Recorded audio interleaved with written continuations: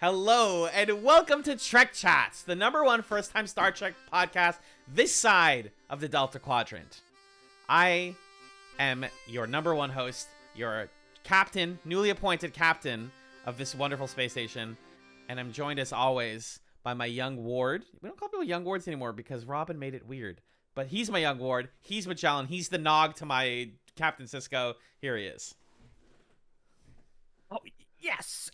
Alan, I was hoping you could sign a recommendation for me to join the podcast. Please, I want to be a podcaster. I want to host a podcast. Oh, Nog. Oh, my God. Sorry, I just felt the weight of everything Nog did this season. I love my boy. Yeah, he's a sweet lad. Hi, everybody. Welcome to TrekChatz. As I said up top, we are Alan and Magellan. We are Chatz, a television podcast. We normally talk about Xena every week, 2 episodes a week, or other cult classic TV shows. That's not what we're doing tonight, though. No And it is way. nighttime. It is, in fact, nighttime, guys. I could flip my lights off right now, and you would see how dark it is. Isn't that wacky? If you're watching the video version on YouTube, by the way. Boom, boom. Whoa. Well, okay. I still have my ring light on. Hold on. Your camera really adjusted pretty Boom. quickly. Yeah. Ooh, that is scary. Oh no. Oh, that's actually scary. I didn't like that. That didn't make me happy. We're in the contractual horror episode of this season. Of course. Of course. Can you imagine if they put Lucy Lawless in the Cardassian makeup though? They put Tracy Scoggins in the Cardassian makeup. know. I it took me about 15 minutes and I was like, is that fucking Tracy Scoggins? Yeah. Oh my goodness. We'll talk about Babylon 5's because she gets basically unrecognizable, but as with every like prosthetic thing, once you see it, you can't unsee it, right? Which is cool. it. Yes. It's a lot of Chatz character. alum, Tracy Scoggins. A good amount of Chatzums this week. I believe there was a Hillary Yeah. Bader script in there. Hillary Bader, who we just talked about in an episode of Xena that she wrote, which is fantastic. And yeah, so Magellan and I have not watched DS9 before. We're watching it for the first time here and talking about it. If you're new, welcome. Please tune into our entire coverage of TNG before this and DS9 seasons 1 and 2, as well as season 3 part 1, because we're picking up right where we left off, and we're going to be talking about the second half of season 3 today with our general thoughts on these episodes, as well as individual brief discussions and rankings of each one. So, Magellan, any Star Trek news besides what you watched this week? Want to tell me about your experience watching? Want to tell me about where your life has been at in the past, 6 weeks? What's new? Yeah, I'm in a really strange week because it's Thanksgiving tomorrow when we're recording this. So there's kind of that stuff going on. Been traveling. I also have a new job, and I've been kind of doing the onboarding for that, and also ramping down some like part-time contract work that I was doing. So today was this absolutely bizarre day where it's like, well, I kind of have 2 or 3 jobs that I could do stuff for, but also tomorrow's a holiday, and also I have to watch 10 episodes of Star Trek today. And I kind of just, was transported into this other world. I actually got a lot done and really got to experience the episodes. Somehow it happened. So, but I really had to cram it because a lot's been going on. Mm-hmm. What about you? What was your watch experience like? So speaking of life stuff, my work has been ramping up, but I'm still at the same work location as last time. I moved since the last TrekChatz, at least. So I'm in a new place, same town, different spot. So first TrekChatz from the new apartment, I think. Or maybe... No, no, that's actually not true. I don't believe you. Season 3, part 1 was the first thing I recorded here. Whoa, so this is exact. I've now been at this apartment for the exact length between 2 TrekChatz. That's kind of fun. I like that. Anyways, so the apartment's been good. I'm loving it. And speaking of the apartment, I spent all day yesterday watching Star Trek as well. I was working from home remotely, so I had my little laptop out with my notes, and I would tab over to my remote PC and like do work, and then tab back and be like, oh, what's going on with Cisco and company? And that was a wonderful experience because it's getting colder, and I texted you like it's such a cozy show. Cozy, not in the sense of like it makes you feel good. Like people often talk about like, oh, my comfort show is like Steven Universe, or Over the Garden Wall, like shows that like have themes and ideas and can get kind of dark, but are generally pleasant. And like DS9 is a sad, like serious show that I feel deeply, deeply comfortable watching every month. I'm loving it. I'm truly loving it. I thought this was an excellent, excellent set of episodes. In general, some of the most consistent quality Trek episodes we've gotten in a while. A couple stinkers, a couple mid ones, but like generally, I'm just enjoying the experience of watching DS9. And, despite like squishing 10 episodes into 8 episodes into a day and then 4 or 5 today, I didn't feel rushed. Like I felt like, okay, this is, you basically either have to do what we always say we're going to do, which is watch them slowly. Doesn't happen. Or you just need one solid day, maybe a day and a half. And then bam, a half a season is just nom, nom, nom, nom, nom, nom, nom. So I had a really good time. In general, what did you think of season 3, part 2? I definitely thought it's, I don't know if it's the best chunk of DS9 we've seen. Probably. It's hard for me to make that evaluation off the top of my head, but I agree with you that it was much more consistent than we've had in a while.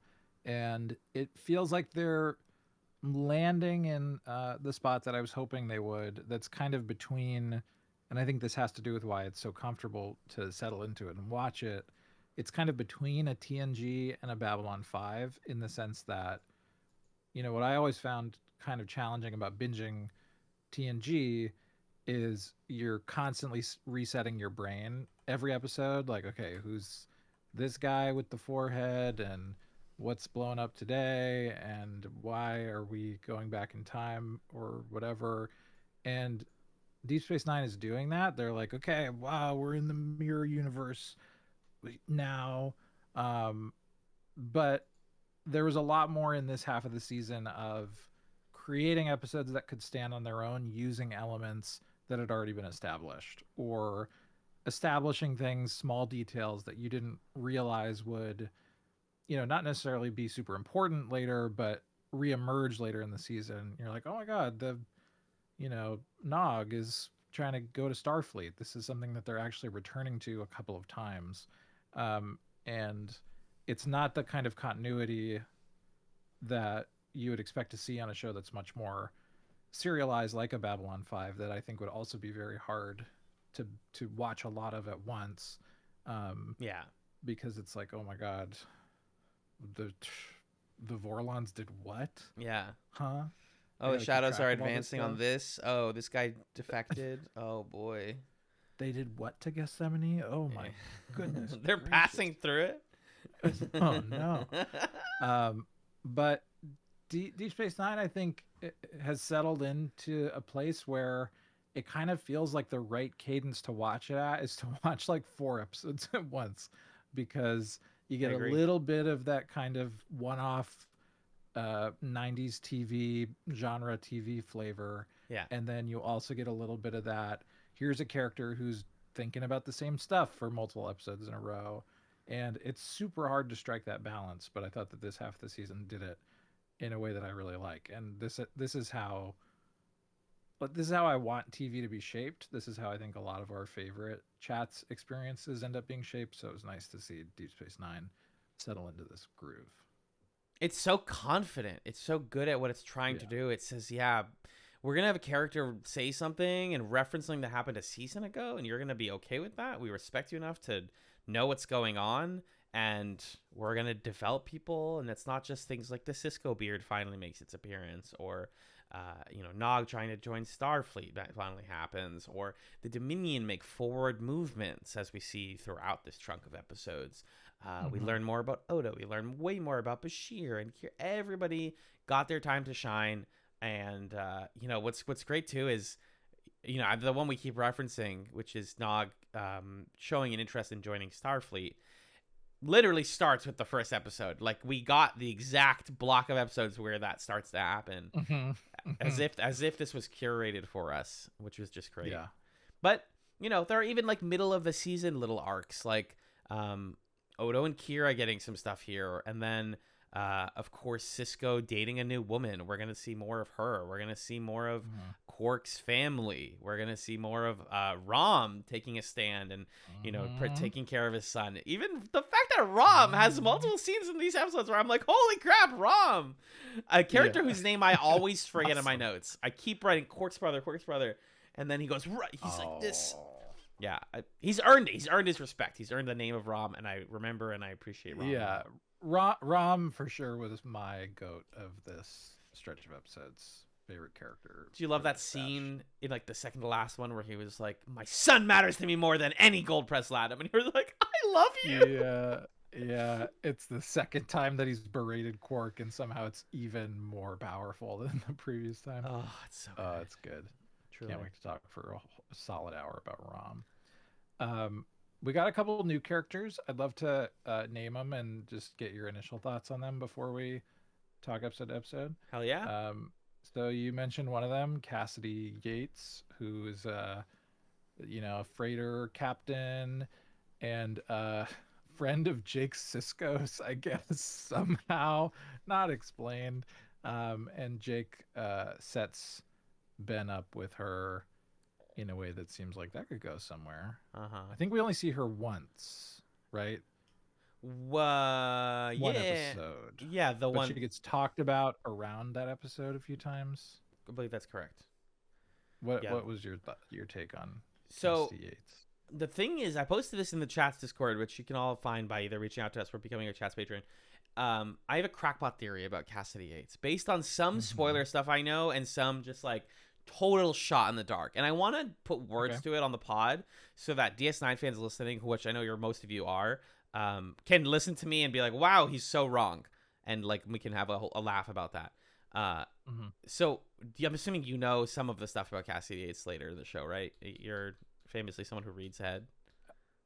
Yeah, I mean, some of the stuff, I don't want to spoil anything, but sometimes you just want to Google who the person is who's playing the character, and you can't avoid particular spoilers based on where you land on a Google search. Yeah, especially with the case of Cassidy Yates, where literally just looking up the name, you're like, oh, yeah, got it. So I'm just gonna, I'll explain the crackpot theory so quickly, and it requires me to spend like literally, I'm not even gonna tell you to jump ahead. Actually, jump ahead if you've never watched DS9 before. I'm gonna say something for like 5 seconds. Cassidy Yates, Cisco, they get married at some point. That's all I know. I know nothing else. I think. Okay. There's an episode later, the great little of the Star Sailor episode, where Jake is like, Cisco's like, oh, Jake, like that you would tell me if you were in the Maquis, right? And Jake's like, Dad, I can't talk about that. Just kidding, Dad. I hope Jake is in the Maquis. Not only do I need Jake to be in the Maquis, but I need it to be something where the Maquis told him, or Cassidy's in the Maquis, and they were like, we need you to get her with your dad. Yeah, that would be... Oh, if that's true, I'm slam dunking it. I genuinely don't know the answer to that. If that's false, then that's going to be really funny.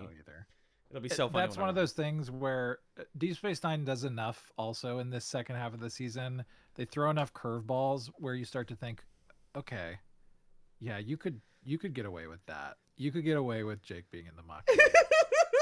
I don't know exactly how you would do it, but after some of the stuff you pulled in these 13 episodes, you could try it, and I would be there with you for that. So much of his relationship to his dad is about being like, I didn't know you did that. I didn't know you're a writer. I didn't know you're a poet. Like we saw her in season 3, part 1. Like, oh my God, you're a poet. And now he's like, I want to be a writer, which is fantastic. Fantastic development for him. So that's my thing on Cassie Yates. She seems fine. I love the very cute scene later when they talk about liking baseball. That was so cute. So cute. Yeah. Her brother's a baseball player, baseball player. It's fun. Okay. I have another new character for you. Okay. There's actually a crossover character from Babylon 5. And that's Lita. Hey, Lita. Hey, Lita. Dude, they are seeding, that's a Chatz reference for folks. They are seeding her as being important, but she has like the episode with Dax where she's like, and I'm the personality where she's a dancer. It's like, I'm getting nothing. You're giving me a nothing character and inserting another character I don't know onto them. I'm getting no read. She's a pretty lady who Bashir likes. I'm sure it'll go disastrously bad for him. Mm-hmm. That's all I know about Lita. She's a pretty lady who Bashir likes. Yeah, her 2 appearances in this season are so strange because she's in one episode for 5 minutes at the most, and then in another episode she's just one of the gang, like there at the table. Yeah. And Dax is like, one of my closest friends, the lady Lita. from the other episode. Don't look her up. Really? Okay, got it. Yeah, but don't look her up. I was like, did she come back? What's going on here? Don't look her up. I won't. There's more to come, surprisingly. Oh my god. Oh, I have guesses. If she's Dominion, dude. If she's fucking Dominion. Okay, that's an interesting guess. Okay. By the end of the season, that's kind of where we're at. Is like anyone could be a Skrull or. It's Battlestar Galactica. Wait, I was just Yeah. Okay. Sorry. Yeah. Keep going. Okay, 2 more new characters that I want to talk about. Yes, sir. Cisco's goatee. What did we think? My camera needs to refocus. I didn't like it when I first saw it because I was like, wow, this goatee is really. There we go. It's like a lot. It's like a Riker goatee. Mm-hmm. I know you had linked an article in our notes about like the sort of racial politics of why he had to do it and the production politics of why he had to do it. I love where it ends up. One episode later, he kind of like cleans it. It's like me when I shave, where like I keep the beard, but it's like way lighter. I love it. I think it looks great. It gets dimension to his face. It shows that he's changing. He's now by the end of the season, Captain Cisco. We're doing character change. It's good. It's a good beard to me. What about you? Yeah, so it's funny the way it's introduced because he just shows up in one episode and he has a goatee, and Jake's like, "Whoa, you got a goatee," and he's like, "Yeah, what do you think?" Like Also, it? hey Jake, you haven't been on the show for 10 episodes. I'm gonna hug you real close and rub my goatee in your face. And Jake's like, "It's great, Dad. Very good goatee." And if we hadn't just come from an episode where Cisco was in the mirror universe impersonating his dead mirror universe self, it would be like, wait a minute. That's so going on funny. here? Good catch, dude. I didn't think about that. But we know that there's nothing creepy going on here because we know the mirror universe Cisco stuff. Yeah. So he just has a goatee, and at first I was like, why are you doing this? But the more I read about it, the more I saw him with it, the more I felt good about it, because apparently when Avery Brooks came into DS9, the goatee is like more of his natural look. Like that's just the way that he likes to wear his facial hair. Yeah, that's Spencer for Hire right there. Right. That was his role in Spencer for Hire, had the goatee and a shaved head, and he was basically made to not wear his hair like that to differentiate Cisco from that character. And also, the more you read about it, the more there's like some unfortunate, backstage politics of, well, it's the future. We don't want him. I think I saw a quote where somebody said, we don't want him to look too street. And it's like, ooh, okay, that sucks. I know what that's coded as. Yeah. But apparently this has been a long time coming between Avery Brooks and other like hair and makeup folks and producers who are like, we want him to wear his hair the way he wants to. So he gets the goatee here. Next season, he's going to have the shaved head. But it's kind of like, a gradual shift as he becomes a captain. Become more comfortable with that, I guess, and he becomes a captain or whatever. By the end of the season, I was like, yeah, this guy looks good with a goatee. Agreed. I'm down for it. I settled into it. Yeah. And I have one more new character for us to talk about. Okay. Do you have any guesses of who it could be? It's Quark's mom. Oh, I forgot about Quark's mom. Quark's mom's pretty cool, but she's just isolated to that one episode, though, so we'll talk about her when we get to her. Any recurring new characters? Oh my god. I mean, Morn has always been around. He's doing great things this season. Mm-hmm. Yeah, brand new to this half of the season, recurring character shows up in at least 3 or 4 episodes by my count. Really? Can you tell me which main character they are related to? Like, what storyline do they connect to the most? Related to, they don't have a blood relation with any of the main characters. They spend a lot of time in Quarks. At the bar? Yeah, in that area of the bar, yep. Probably the most closely tied to Miles. Oh, no, dude. Who are you talking about? I'm talking about the dartboard, of course. Oh my God, the fucking dartboard. The greatest addition to the series. I watched a clip from Cheers today because we're recording this the day before Thanksgiving, and there's a very, very funny, very famous scene, a Cheers Thanksgiving episode, and it had Norm in it, and I was thinking about Norm and Morn, who's the one in this show, right? And just like Quark's bar, and I was like, I really feel like they've made Quark's bar a space, and a huge part of that, sincerely, is that dartboard. It makes it feel like a space. Like when they bring it in, you know, Quark's like, people don't pay to play this. That's stupid. It's like, no, I promise you, it will add to the vibe, and it'll make people want to stay, and it does. And adding a dartboard to a bar is almost always a good idea, unless you don't know how to throw darts and you almost kill someone. Yeah, it's funny how much. Because, like, prior to this point, you got two characters who meet at Quarks. What do? They just kind of sit there and hold a cup or whatever. Correct.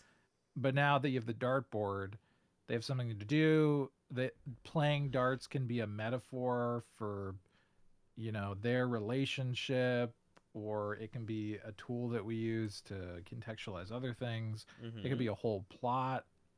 If we want to do, like, a Miles is playing darts for the whole episode plot for some reason. So a lot of dartboard content in this half of the season, which was fun to see.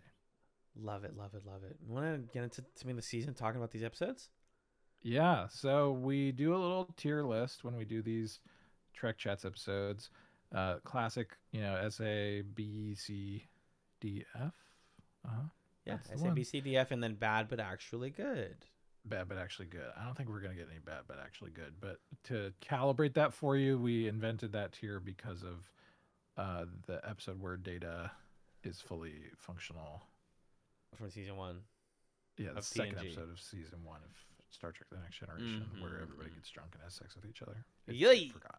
There are episodes that are dumb like that, but they're not necessarily bad but actually good in DS9. We'll talk about it. Correct. Yeah. Usually the way we do this is we do like a quick 1-sentence summary, and then just like what you think and what do you rate it. Great. Let's do that. So we start in the second half, season 3, episode 14, Heart of Stone. So this, here's my 1-sentence summary. God. Oh my God. Here we go. This is the thing I wrote in my notes. This is basically a skeet. I'm on Bluesky now, so it's kind of infected my brain. Yeah, I can tell. Positive. But here's my 1-sentence summary of the episode. Kira over here bricked up like Ben Grimm. Delete tweet. Computer, delete this tweet. Bricked up. Kira's in a crystal with Odo. Kira's in a crystal with Odo. Jake wants to join Starfleet, but why? And also it turns out that it's not Kira, but it's another changeling who's messing with Odo so that he admits things that are sad, like the fact that he actually loves Kira. This is a very sad scene for him. But it's a happy scene for Nog because Rom defends him and says, let my son, you know, do this stuff.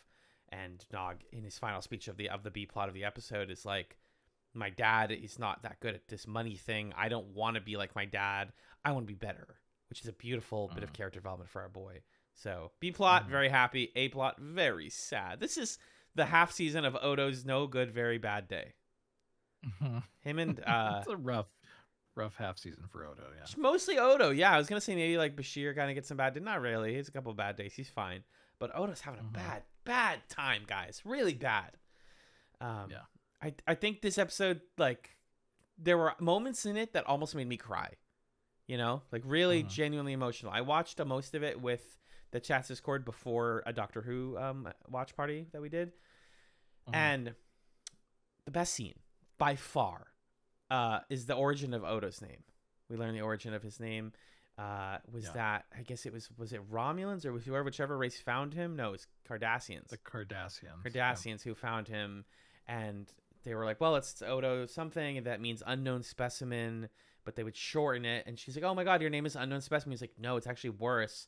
My name means nothing. The part of my name that they kept as my nickname means nothing. And I've accepted that, and I embody it by being my own person, accepting my sense of self. I no longer think of myself as nothing. I think of myself as me. Oh, the fact that he's saying this to somebody who's betraying, is tricking him, makes it even more sad. So much vulnerability from Renee in this one. So much, like, almost embarrassingly so, you know? The, like, I always loved you and I couldn't say it to Kira. He finally freaking says it, and it's like, that's not Kira, dude. And no one will hear about it. And the real Kira's like, why are you so sad? He's like, it's fine. Oh! What do you think? Yeah, it's really, you know, this half of the season is such a great showcase for Renee because, you know, by the end of the half season, you see him playing Curzon in Odo's body, and you get reminded, like, oh yeah, this guy's, he can be this guy. Yeah. It's easy to forget when he's playing Odo that he can just be sort of like the suave, cool guy. And you can turn on other switches. Yeah, and he's really, really doing something spectacular here with this character of Odo, who he's like straining from inside of himself against the boundaries of his ability to like interact with other people. And, you know, as much as it's like, oh, Data, the autism representation and that sort of fraught conversation, I think to me, especially in this episode, Odo really felt much more substantially analogous to that life experience.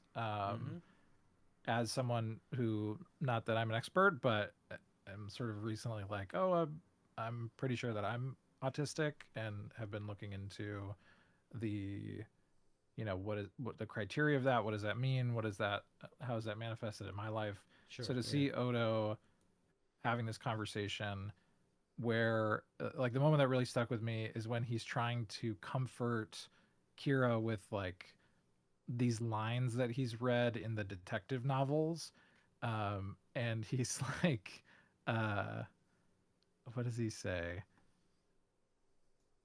I forget exactly the line, but he's like, oh well, you know, whenever they say that in the detective novels that O'Brien gives me, you know, everybody feels more comfortable. And Kira's like, I've never read those novels. And just this, like, he's trying so hard to reach her and comfort her and connect with her, and just like can't quite get there, is really beautiful.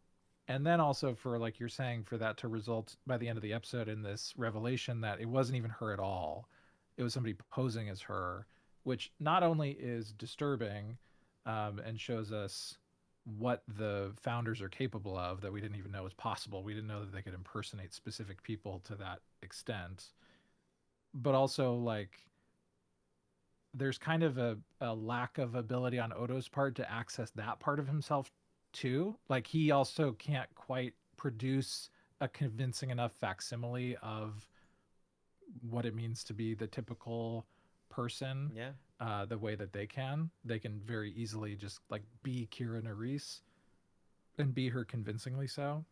And that's something that's also out of Odo's grasp. So I think this is a really powerful episode to kind of get at his interiority, and again, a really amazing showcase of what Renee's doing, kind of like fighting from within Odo to reach somebody and connect and understand himself better. That's really well said, man. And I appreciate you going into all of that, because yeah, the metaphor is all there, and it is such a heartbreaking episode. It like borders on sappy in parts, but it's also like just real human tragedy. Like, what happens if you tried so hard, like you said, to act human and to express yourself, and you did quote unquote everything right. You know, said your emotions, you said your feelings, and it was just wrong place, wrong time. You were being manipulated, in fact, by your own people.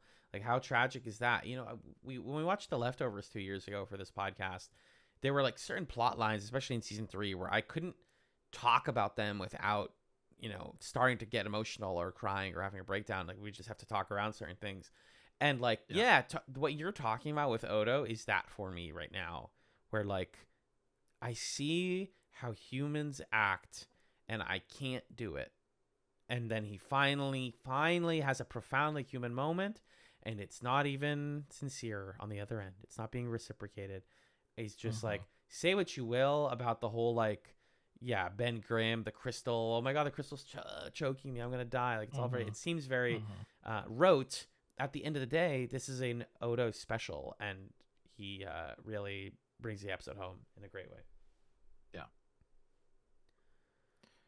Yeah, and I do think the way that I'm describing it is kind of like S-tier description to a certain extent, but I do think there are aspects of the plotting around it that lower it in my estimation a little bit. Like the reveal is pretty obviously telegraphed from the beginning, just like the way that the camera looks at Kira when he walks in the room, and it's like, oh, they were separated and she's acting a little bit weird. This is clearly not Kira. How long until we figure out who it really is? And like, they've tricked Odo before, the founders, in the first half of the season, to try to figure out what his deal is and what the deal of the humans and the Bajorans is. So that kind of feels like we're retreading ground that we've already touched on. So that stuff was like, I didn't love it, but I think it's the performance and some of these like individual interactions and exchanges that are really great. One of my other favorite ones is, and I think some of the best comedy writing in Star Trek that maybe I've ever seen, is when Odo is describing to Kira how he'll sometimes hang out with O'Brien in his kayaking programs in the Holosuite. And this is great. She says, "I'm sorry, I'm just having trouble imagining the two of you in a boat." Odo says, "Well, if it helps, he's the one that does all the singing." So funny. She's laughed like, out "The loud. what?" She's like, "Huh? What?" And like, he says, sprains his singing. neck. Yeah, he sings. He has certain songs he Yeah. does to keep the rhythm, but he also just like singing, which we see later. He like hurts his neck every time, but he keeps doing it.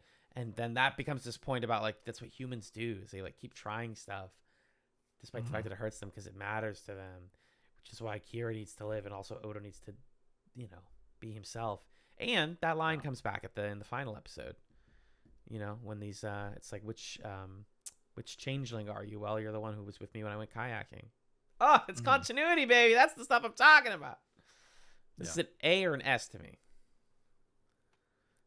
I accept no I think it's substitute. got to be an A for me, because there just was a bit of shakiness and repetitiveness in some of the other stuff. But Sure. the Odo stuff, we didn't even talk much about the Nog plot here, but it's set up here very well. I love Nog wanting to join Starfleet. I want to be the first Ferengi in Starfleet. I think that's such a great plot for him. Truly. And to revisit it and see it develop over the course of the season is a delight. I absolutely love it. When Jake is trying to figure out what's going on, like, "Oh, Nog, you pranked my dad. Haha, you want to join Starfleet." Nog gets upset at him. Jake says, "Come on, tell me. We shouldn't have secrets. We're friends." Yeah. And Nog says, "It's not a secret. It's just personal. I don't want to talk about it." Poor Nog. Poor sweet Nog. I thought that it was going to be a gag. It's like, I actually want to join Starfleet for money. And for it to be real, it's like, you know, we have listeners of TrekChatz who have said like, "Oh, I love Nog," or like, and I always thought they were joking. We've been making fun of Nog since the jump, dude. Jake and Nog suck. Whoa. No, we don't hate Whoa. I've always liked Nog. Well, I always thought there was an irony to that. Now it's like, no, sincerely, like, not only is he lovable, but he's like a believable young character, man. I've liked Nog the way that I've liked Babu Frick. Yeah. And it's like, is that irony? I don't know. I don't think so. Yeah, we're not in a post-irony world, but we're in we think about irony differently than we used to. That's a good point. That's a really good point. I'll give this an A. Yeah, I think A is right. One last thing on the Nog thing. I like the way that this episode portrays the sort of casual speciesism of everybody being like, "Okay, but you're a Ferengi. Why would you want to do Starfleet? What the heck? Let's test you." And then Sisko pushing him to reveal what's going on. And then for his reasoning to not just be like, I don't want to end up like my father. He's a loser, but for it to be, my father could have been great. Like he has skill sets that are just completely suppressed by Ferengi society and the life that he's chosen to live as a result of that. And I don't want to be bound by those things. So I appreciate that it's not just like Rom sucks. What a shitty loser dad I have. I'm not going to be a loser, but more like the way that this is structured is terrible. I'm seeing this patriarchal system do harm to my father, and I don't choose that for myself. Yeah. And then for that to be affirmed by Rom being like, oh, that sounds great, man. You're gonna join Starfleet? That's so cool. I love you, son. Is beautiful. Anyway, so that's Heart of Stone at A. Here we go. Hold on real quick. Let me play this little clip for people. Yeah. Thank you. That was my Fairly Odd Parents clip of the night. John didn't get to hear that, but it's the clip from the Fairly Odd Parents Christmas episode, timely, where at the end of Christmas every day, the parents go, "We love you, Noggy," because they love eggnog, but they also love my boy Nog. Anyways, yes, I do too. Fuck, I need to get some eggnog, bro. I should make some eggnog. Anyways, 315 Destiny is an interesting one. We're building on sort of the Cardassian Federation plotline. The Bajorans, the Cardassians, and the Federation are on a science mission to attempt to establish a permanent comms link through the wormhole. Unfortunately, this is also accompanied by a Bajoran prophecy or prophesizer who basically says a bunch of vague prophecy stuff about like, well, there's gonna be snakes and it's gonna get destroyed. And Kira and Sisko in particular interpret that prophecy differently. Do we take it literally? Do we just go with what we believe in? Science versus faith. And also there are some, in our B plot, we have Cardassians, including Tracy Scoggins in makeup, dealing with the different members of our team. So her character flirts with O'Brien before realizing he is married and in love with his beautiful wife. So that's the B plot, and the A plot is this great science versus faith conversation that concludes with a great convo between Kira and Sisko about like, do you choose to believe it? Why do we believe in things? I can't tell you you're wrong, but... And then it's all revealed that it's a classic. I don't know if there's a term for this, but like everything in the prophecy does happen, just not in the way they thought. Everything's fine. Yeah. And the Cardassians were going to sabotage the peace treaty anyways, because somebody always sabotages the goddamn peace treaty in these shows. It's just that's how it is. Yeah. It's a lot of Nostradamus type prophecy things where it's like, oh, you know, well, the way that this was phrased, it actually perfectly lines up with this event. When the river wakes, stirred once more to Janier's side, 3 vipers will return to their nest in the sky. Okay, dude, whatever. Right, that could mean anything. Yeah. Yeah, this one, I was kind of all over the place with this episode in terms of how I felt about it, because you sort of have two main bits. You have the, like you're saying, the faith versus whatever you want to call it, skepticism, logic, because it's not even really like a faith versus science thing. Correct. Sorry. Necessarily. Yeah. It's faith versus logic. Faith versus like trusting in what's in front of you. Yeah, but it's so strange the way the episode presents it, because Kira's faith is based on the fact that there are these entities that we have seen and interacted with that live inside the wormhole and exist outside of time and have very hard to identify special powers. And she's like, presumably they can see the future. They live outside of time. And I'm sitting here like, I guess that makes sense. I like, that's not really a faith argument, but the way that the episode frames it is, well, Kira's choosing to believe, and Sisko's like, well, I'm not the emissary. I don't really believe in these prophecies. But it's not exactly just religion. Yeah. In the abstract, or faith in something where there isn't an observable phenomenon, because Sisko's literally talked to these cats in the middle of the wormhole. So I don't know, it's strange. Dude, Sisko, just be the emissary, man. I know you like don't want to, friend. You have valid reasons not to want to, but just do. You're so the guy. Be the guy. Yeah, it seems like they really want that to be a core struggle for Sisko. Am I going to accept this role of being the emissary or not? And how do you feel about that? Like him wondering about, oh, emissary, do I accept that role? Do I push it away? Because they really like focus in on that here, and I think they're going to make it a bigger deal later. I get why he's skeptical about being the emissary. You know, it requires him to believe in a lot of spiritual stuff that he doesn't necessarily believe in. It kind of, he's like taking a side. He's trying to be just a captain. I think him choosing to be captain, if anything, is more an assertion that like, I don't want that role. I want this role. This is the role that I worked hard for. He's very rigid about his role in life. He's not, flexible to the things that happen around him. But also that comes from tragedy in his life. So like it makes sense of his character to be skeptical.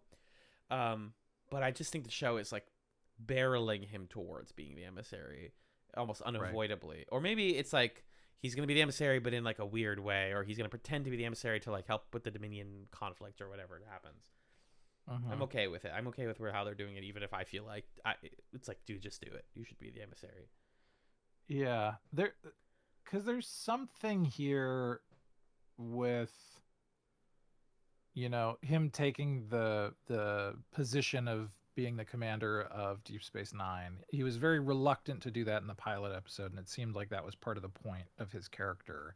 Is he's, like you're saying, he's gone through this horrible experience, and he's like, I don't know if I want to do it, but the context calls for it, duty calls, and I'm coming out of retirement and doing the thing. And it just feels like they're not quite connecting the emissary thing to that base character trait of Cisco, because at this point he seems pretty comfortable being the commander of Deep Space Nine. Seems like he likes it. It seems like he's having a good time. He's good at it. He's captain. And he's good at it. Like, we've really never seen him have moments, should I have accepted this? Am I the right person for the job? Was this the right choice? And I don't need him to be doing that, but I haven't been convinced up to this point in the show that Cisco is uncertain about holding power. Like, it actually seems like he's pretty comfortable with that and good at doing that. So I don't know. We'll see where they take it. The emissary stuff. What do you think about Tracy Scoggins and the Cardassian ladies? Sometimes the B plot just has to be silly to lighten things up a little bit, and that's okay. Sometimes the B plot is quite serious. Sometimes it's both. It's silly and serious. I think I love seeing Cardassians. I love seeing Cardassians that are not just fascists and are like have other motivations. But I'm getting a little tired of the sabotaging the peace treaty thing, because it makes it feel like two things that they need to stop doing. Number one, not stop attempting peace treaty, because that's like really defeatist, right? The whole point is they need to keep doing. That's the point of DS9, the show and the station. Number two, stop trusting Vedic Win. And they finally stopped trusting fucking Vedic Win. So yeah, I thought she was very charming and funny and almost cute in this. I was like, her stuff with O'Brien, where she's like, you were mean to me, and that's how Cardassians interpret flirting. And he's like, no, I just don't want to be with you because I'm married. Oh, well, this is awkward. Okay, well, here's a little smooch on the cheek. Have a good day. Thank you, ma'am. O'Brien has his no good, horrible, very bad day next episode. So for this, it's kind of like, it's nice for him to get a small little. O'Brien still got the riz, right? He still got it, and that makes me happy. This show makes space for older men and women to have like sexual charisma in a way you don't see a ton in this way, and it made me very happy to see him have a little bit of a win. Yeah, I agree with that. Yeah, this was a plot that I was also a little bit split on. Domestic partner of the podcast, Amanda, was pretty upset about, and I agree with her. Like, it feels there are multiple moments in this half of the season where it feels like they just can't let a woman exist without being like, okay, but who's gonna kiss her, huh, guys? Like, how are we gonna do this? Correct. And it happens a lot in this half of the season. So it was upsetting that, they come on. They're these. It's cool to see female Cardassians, because we don't really see them that often. It's usually just like big necked Gold Ducat or whatever. Yeah, that's good. That's a good impression of the neck shape.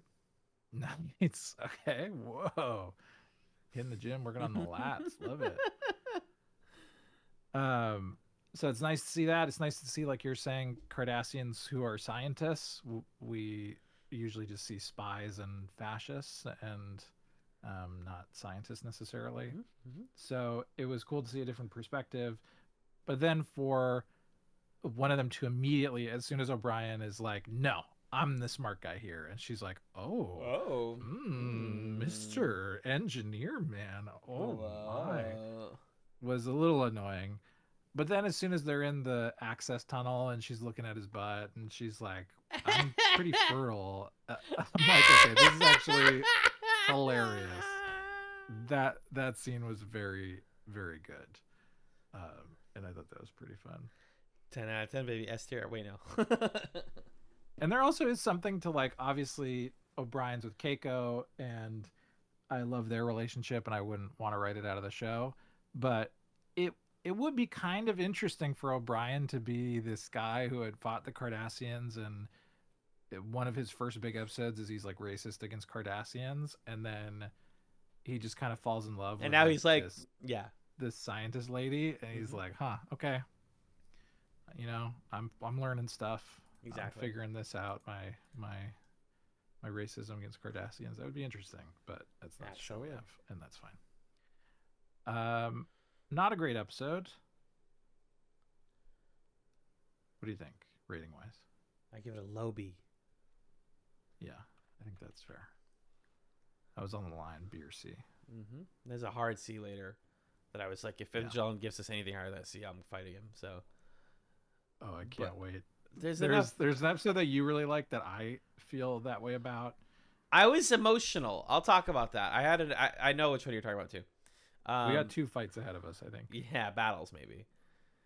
Also, by the way, just last note, I love that Tracy Scoggins' character is like, she's like, I don't hate you. I just don't like men. I was like, girls, fucking same, dude. I'm so glad. Go you. Mm-hmm. Next is 316 Profit Motive. Yeah, 316. Sure, but running the club when you're looking at Quark. By the way, speaking of close-up looking at Quark, this episode opens on the subtitle moaning with a tight zoom in on Quark's face. As he's like having his a woman massages his lobes. No. This is a sex scene. This is a scene implying like Quark is like a sexually active person, because they've talked about how. Yeah, keep going. They talk about how Ferengi's earlobes are like a sensitive sexual organ for them. So this is as close as a network television show is going to get to like showing him having sex. That is an erogenous zone. Like, it's fully stimulating him. Yeah. When I don't want to see anybody touch his lobes again. Yeah. The episode later where Dax is like, oh, come on, Quark, let me touch your lobes. Essentially, it's like she's touching his pants right now. Yes. In terms of what that does to him. I don't think it's funny. I'm done with the lobe touching, everybody. Okay. It looks kind of funny. Yeah, that's the gag there. So the A plot concerns noted socialist Wallace Shawn returning as the Grand Nagus. And he's suddenly gone really woke. And Quark and Rom are like, well, something has to be wrong. Because he's like, we're going to rewrite the rules of acquisition to be so woke. We're going to use pronouns. Women are allowed to do things. Everyone's got colored hair. You know, eating ass is free, et cetera, et cetera. It's like, whoa, Nagus. Oh, my God. So after rewriting that, Quark is like, something has to be wrong. The weird reveal is that he finds out that the prophets reverted the Grand Nagus to a previous evolutionary state for the Ferengi where they were normaler, and just to like see how that would go and see if they could change the Ferengi people to be like that. And Quark is like, no, you should let our evolution be. It's almost like Farscape-y. Like, let us evolve the way we want to, you know? Almost human reaction-y in a weird way. And they're like, all right, dude, we tried. I thought it would work out, but you seem to not like it. Do you want me to do it to all of you? We could do it to more people, but, you know, if you don't like the way this works. So Quark basically gets to reset the development of the Ferengi people in this one, which is really weird. And then there's a B plot about Bashir, I think. It's the one where he gets the nominated Carrington for that Award. award. Yeah. He feels conflicted about. It is something, and it ties into a later episode that we're going to really get into. Character Award, you're the youngest to ever receive it if you win it, but you're nominated. Oh, is it bad to get such a prestigious award this early in my life? Because then I'm never going to get something bigger than this. Like, I'll have peaked. And then he doesn't get the award. He has to be like, but wait, I actually really wanted it. And now I feel bad both ways. To be sure, has a sad time here. But he learns. The most progressive 30-year-old on the show. I love that Bashir is revealed to be 30. We'll talk about that later. Punt that till later. What do you think of Profit Motive, Michelle? I'll talk about the Bashir plot first, since it's pretty straightforward. Yeah. And the scenes for it are fairly short from what I remember. There's like, O'Brien is making fun of him, like, oh, you're gonna get this award, loser. And Odo's making fun of him, like, I heard from my cousin's sister's best friend that so and so, da da da. It's just like random scenes that don't really need to be there. But I find that a compelling little plot for Bashir to have, where it fits his character, that he's a bit of an egotistical guy who tries really hard. Like, he's aware of that, and so he tries really hard to not lean into that and not be too self-absorbed and control it. And thus he feels really uncomfortable with other people celebrating him, and also doesn't want to lose out on stuff and doesn't want to be up for something prestigious and then not get it. And that's a nuance and a flavor to his character that fits with everything we know about him, but is a little bit new. It, I think, is supposed to be here to set up, like you're saying, episodes where those themes matter more. I think those later episodes let me down a little bit in how well they explore this idea, which is why the plot is not as strong in my memory as maybe it was in the moment. But as an isolated little, character thing of like, here's a plot where Bashir didn't win something and he actually cried a little bit and felt bad. Yeah. Like, oh, Bashir, okay. Sweetie. I learned something about you. So I thought it was not bad. In retrospect, the Ferengi plot is interesting. I don't think I enjoyed watching it. I couldn't tell you why, but the episode, I don't know if it was a pacing thing or what, but like, I gave this one a C ranking because it just didn't entertain me in the moment. And I thought that it was kind of a cheap way to reincorporate the prophets. That also made them feel a little bit too mundane, because they're sort of like, oh, we don't want to get annoyed by more Ferengi in the future. But you guys don't know what the future is. Like, why do you have a linear progression of things you understand about beings that experience linear time if you don't experience time that way? Oh, we got to talk to more Ferengi? I don't think so. Feels kind of dumb. And also, I think this whole idea of like, we're reverting the Ferengi to a previous evolutionary state presupposes that Ferengi greed is baked into their genetics, which sucks, instead of it being a cultural thing. No, I actually think it's a cultural thing. Like, it's just a cultural thing that has evolved, like, has changed over time.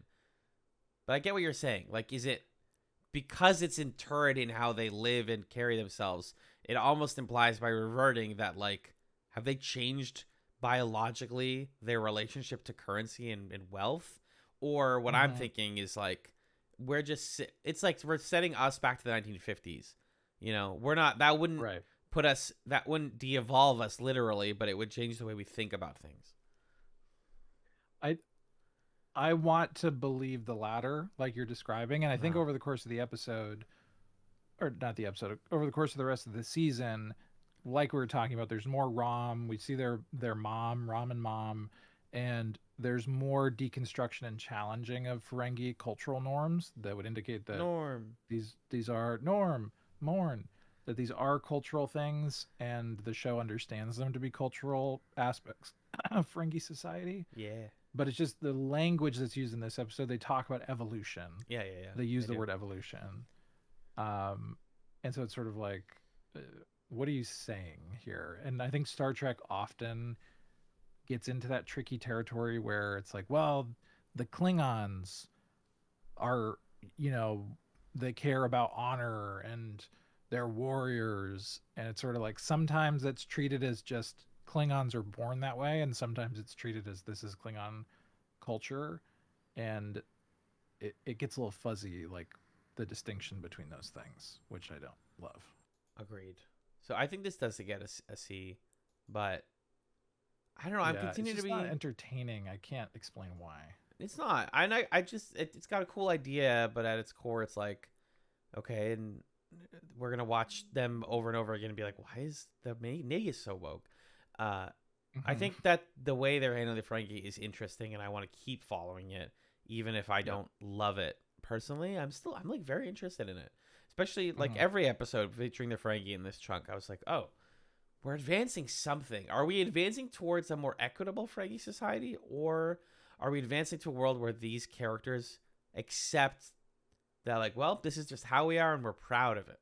It's like, well, I don't think that's what they're doing, but they're kind of doing that. So tabs on that, but C for this one. Yeah, and I guess what the episode's ultimately saying is, like, we can't snap our fingers and turn the Ferengi into nice people. They have to, like, arrive at that themselves. Correct. Which is, I guess, kind of what Quark is arguing for. Yeah. It's a fun idea. I enjoyed, like, I wrote the rules of acquisition, but they're cool now. And it's like, if they want their money back, give it to them. A good deed is its own reward. I thought that was very funny. I love the shot of Rom reading the book in that window with his little slippers on. Such a good shot. Oh, yeah. It's great. And also from now on, whenever I write something, I'm going to hand it to people and say, absorb, enjoy. But yeah, that's that. We can very quickly talk about the next one. This is 317 Visionary. Okay. So this is a very Star Trek episode of television. O'Brien is pulled out. He's unstuck from time and finds himself jumping forward and backwards and up and down to different time periods where eventually we'll learn that Deep Space Nine is going to be destroyed by the Romulans, who are going to betray them and use a moment of vulnerability as an opportunity to blow them up. Once he figures this out, him and Bashir come up with a plot to fill him with radiation so that he can pick exactly when he goes back, stop the previous O'Brien, or tell the previous O'Brien what to do, and then come back. The twist, and the part where this episode is actually interesting, is that we don't get the same O'Brien back because he's too irradiated and he is seconds away from dying. So the O'Brien from the future comes back to the present to help prevent the future that he lived in. But we are now, from this point on in the series, dealing with an O'Brien that lived several different hours of his life differently from the O'Brien we knew, which is like just enough that fills me with existential dread, but not enough that we have to think about it too much. What do you think of Visionary? This episode takes a long time to cook up to what it's doing. There's a lot of, I saw myself playing darts in the bar, and now I'm in the bar. First Starport episode, by the way. Yeah. And thank God for it. And now it's like, I'm here in the bar, and the dartboard's here, and that person's gonna punch me. Time to punch them. And for a while, the episode doesn't indicate that that's at all related to the Romulan stuff, but you're like, okay, it's gotta connect somehow. Yeah. So I think this ends up going an interesting place. I think the third act is really what saves this one for me. That moment that you described where Miles goes a couple hours into the future and dies there, and he's like, you go back. What difference does it make? We're the same guy. And you're like, whoa, man. I don't know about that. That is raising some humanistic questions for me. Is pretty awesome, and it's one of the moments that convinced me early on in this half of the season they could do anything. Totally. If they're gonna do this and just do it and stick with it and be like, I don't know, we're gonna keep on living now. Like, sure. Yeah, Okay. fascinating choice. It's all on the table because it's not. There are no ramifications to this. There's no mention of it, and like you're saying, it's just enough that it's uncomfortable. But it's a couple it's not like- hours. yeah, it's not like Mirror Universe O'Brien. It's not Please, technically an Smiley. alternate universe. Smiley. And if he had reset the timeline, this future guy would have not existed anyway.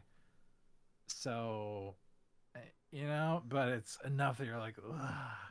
Apparently that idea was something that Ronald D. Moore added to the script in an uncredited rewrite, which is like, of Cool. course. Yeah, freaking of course. Ronald D. Moore. Speaking of Battlestar Galactica, Yeah. So that was pretty fun. Ronnie's at it again. Yeah. The Romulans do some fun like Office Space interviews of some of the crew. Yeah. They're like trying to consult on the spaceship or whatever. I like the framing that the Romulans are like, we gave you this cloaking device, we didn't get anything for it, so now we want to get some information, and that matters later. Yeah. And it helps propel. Oh my God, there's a train driving down the street. Just kidding. I don't know what that was. I didn't hear that. I Oh, can't it wait was to like, hear it on the "Brr, brr." recording. It's just a truck. Okay. But so we get a couple of those. There's a funny little interview with Quark where one of the Romulan guys says, "I think you're lying, Quark." Quark says, "About what part?" He says, "All of it." The And whole Quark thing. says, "Well, at least I'm consistent," Ding. and that's fun. But otherwise, this is a B, I think, because it just takes so long to get there. It's a hard B. My hardest laugh was, speaking of Quark, Odo's talking to Cisco about how he's investigating different people. And he tells Cisco, I'm doing my best, Commander. I'm investigating the crew, the new people on the ship, the engines, Quark. And Cisco's like, why are you're investigating? You have like tabs on Quark? And he's like, I always investigate Quark. My default is to investigate Quark. When in doubt, investigate Quark. Always. He's like the guy you play Among Us with, who's just so sus. Blech. Quark is ultimate sus. Yeah, B for sure. On that one. Yeah. My one stupid note of this episode is there is one Romulan person. She goes, "An interesting theory, Commander, but that's all it is, a theory." And then game next to it, theory. I wrote in my notes. I knew it. I said it when I watched the episode. God, our brains are poisoned. A game theory. All right. So that's visionary, right? Yeah. Is B. Great. Okay, so now I think we're gonna have our first fight. I Let's believe. battle it out. Oh God, I'm so sorry. This is 318 Big time battle. Distant Voices, which is an episode about aging. Alan and Magellan, they do episodes about aging every single season of every Star Trek show. What makes this one different? Listener, before you take Magellan's side that this one is bad, pay attention. I just turned 30 this year. I turned 30 in June. Bashir just turned 30. And he's worrying about things like the following. What if the career path I chose isn't the one that was right for me? What could I have done differently if I changed, one or two small things in my life? Who could I have loved? Have I done enough? Am I happy enough? Learning to accept the life that I'm in, the body that I'm in that's going to age and decay in front of me if I don't take care of it and be good to it. I understand that I brought so much to this episode that is otherwise about a weird alien chasing a rapidly aging Julian Bashir around as he goes, "I'm dying," and the guy goes, "Good, you're a piece of shit and you should die." I realize that that's the stupidest freaking premise ever. But the makeup's kind of good. I think this episode got like a daytime Emmy for makeup, which is funny. Oh, that's fun. And I love Bashir. I love that we're the same age. He does feel 30. He worries about the stuff that we worry about, man. Yeah. Also, Alexander Siddig was 30 when this came out. Isn't that wild? So, I've said it before. Sometimes I bring a lot to the episodes, and I understand that I'm like doing that. So I cannot, within good bias, give this anything lower than an A for me because it almost made me cry. But like, if you want to lower that, I'm gonna let you lower that. Say your piece.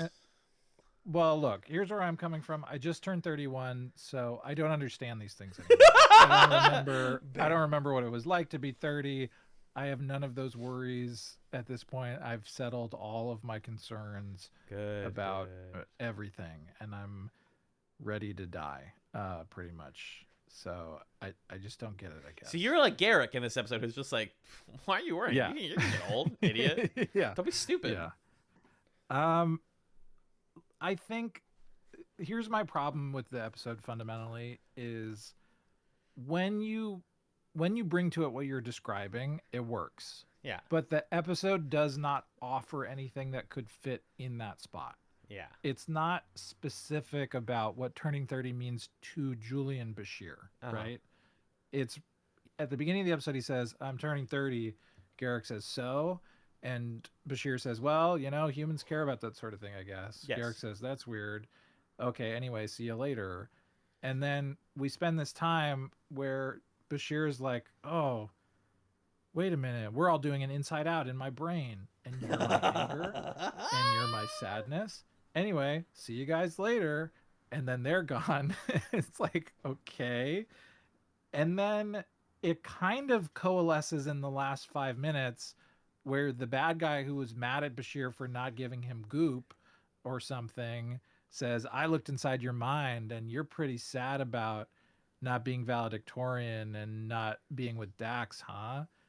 And Bashir says, "Screw you, I'm an old man, I don't care." If that had been what the episode was about, Yeah. I might feel differently, but they kind of just like tell, don't show it in this last conversation. And like you're saying, they spend all the time up to that point being like, "There's a creepy monster on the ship. What's up with that? Yeah. Where is it?" And it's not working for me. I don't know. I understand. I'm wincing Yeah. because my notes, I have multiple moments where I'm like, "Oh my god, this is working for me. Oh my god, this is working for me." One of them is literally just the villain being like, all he's saying is, "When I eliminate all of you, what remains?" And what my like therapy addled brain read was like, "When you take all of the good parts of me, all the parts that I like present to people to be good and admirable, when you remove those, what remains? What hollow husk of a body?" And it's like, I'm writing a whole story in my head that's not on the show, dude. It's just not there. It's not there. And I think that's great. I don't begrudge you that one bit. Like, I think sometimes that's just how episodes like this work. Yeah. That they That's how art resonate works, or they really. don't. Yeah. So I'm not gonna say that this is like objectively bad or something like that. I just think, Easy. not to be too glib about this comparison, but I was thinking about the movie 13 Going on 30. Yes, sir. Which- Yes, you were. Which I watched with my friends when I turned 30, and which meant a lot to me actually in that moment of turning 30. And I think the reason that movie worked is not because it said some sort of glib thing about like aging, right? But instead it made a point of, here is this character Jenna Rink, and here is what turning 30 represents to her. It represents being powerful, being like in your zone, and not giving a shit what anybody thinks.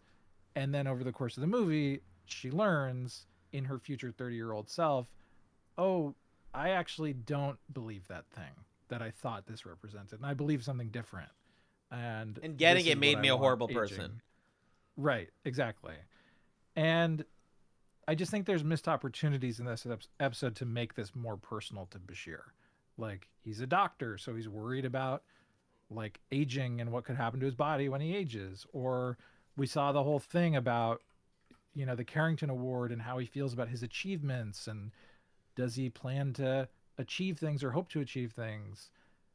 How does he feel about relationships and like the womanizing that he does? We have this moment where he's at his birthday party and there's just like a beautiful lady who puts a hat on his head and sings happy birthday to him with no context for like who she is. That scene is or why stupid. she's there. That seems But that could have meant something, right? Like, it could have been his latest like young wife, and he's had 10 marriages or something.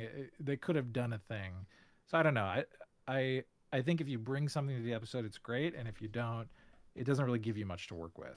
So we could kind of split the difference between A and C, I think. Yeah, I think it's a B episode ultimately. Yeah. But what if Bashir did decide to be a tennis player? What if he was a tennis player? Like that was also a thing. I didn't know that he was so bothered by this. Yeah, not being a apparently. tennis player thing. Believe it or not. Okay, I need you to take charge of this next one because I really struggled to grasp the plot of 319's Through the Looking Glass. Yeah, sure. This is our Return to the Mirror Universe episode. The basic setup is that our universe's Cisco is brought into the Mirror Universe to save Jennifer, which is Mirror Cisco's, who is dead, his wife, from the evil Kira, from that evil crew of hers. He does that. He takes her off the ship, and then he comes back. Is basically what, like, on paper happens. There's a lot of other stuff going on, though, and I'm wondering if you can speak to some of that. Yeah, I mean, I think another really important thing is everybody wants to kiss and hug Cisco Avery Brooks in the bedroom. Of course. He makes out with Kira, or Mirror Kira. He makes out with Kira. He has sex with Dax fully, it seems like. Yeah, that's a thing we can talk about. But anyway, yeah, that's the basic premise. Smiley gets him into the Mirror Universe and is the only one that really knows what's going on here. Jennifer is a scientist, Professor Cisco, please. She's a scientist who's developing this technology to, I think, like improve the Alliance's ability to locate the resistance or something like that. It's like a radar. Her thinking is if we can just end this conflict as quickly as possible, then nobody else is going to die because the resistance people are killing people. This is bad. Let's just submit to the authoritarian regime and we'll all be fine because that's how authoritarian regimes work. It'll be chill. Don't worry about it. And there are resistance people who, like Bashir, is kind of leading the charge in this way, think we should just find her and kill her so she can't invent this technology. And then there are some folks like O'Brien who think she's a really smart scientist. She's a Terran. She could be convinced to join us. And we could use that technology, maybe. We could use that knowledge and that technology, and that would be great. So those are kind of the like philosophies that are at play here. And this episode is sort of about that question of like, what does it mean to resist and to fight for your people and like the right way to respond to power. It's kind of about that, but it's kind of just like a little heist time, fun time. And it really, I think the draw here is just getting a chance to see Jennifer and to see Cisco pretending to be his mirror self Cisco, but letting it slip a little bit because he's just so happy to see Jennifer and talk to her. So this is sort of just an Avery Brooks special, really. Right. And we love that. We loved him being the guy in the riots, like, I'm the guy in the riots. And this is kind of just him getting to do that again. He's a guy dressed as a guy, disguised as another guy himself, but he's not himself, but he is himself. And that's really it. There's some stuff where like Rom is kind of a triple agent who dies. It's a little confusing. Who dies, which is sad. Mirror Rom is fully dead, guys. That's real. Yeah. R.I.P. He's like stitched up on a wall. Rom in peace. Yeah, it's sad. I want to see Mirror Jennifer again. I want to see Felicia Bell playing Mirror Jennifer again. I like that they found a very uniquely Star Trek way to bring an actress back, which is good to me. Yes. I am always entertained by the concept of the mirror universe, and we talked after the first one about like it's really good that DS9 takes it seriously. I mean, TOS also did, right? But like I love that the mirror universe is like we cannot do this we can't make this if this was a gag, it wouldn't be fun to recur it this often. But it sort of feels like a story within a story that we just turn the page on, say, okay, well, everything there happened. It's all canon in its own universe. Let's go back to it, check in on it, change it, and then we'll come back to our world. And we're not we're not bringing anything back to ours, but instead we affect it. And I like that sort of storytelling conceit quite a bit. Yeah. And it's fun to see characters, doing different things. Yeah, bisexual Kira is always fun, right? Yeah. Just that sort of murderous, leathery energy is great. Yeah.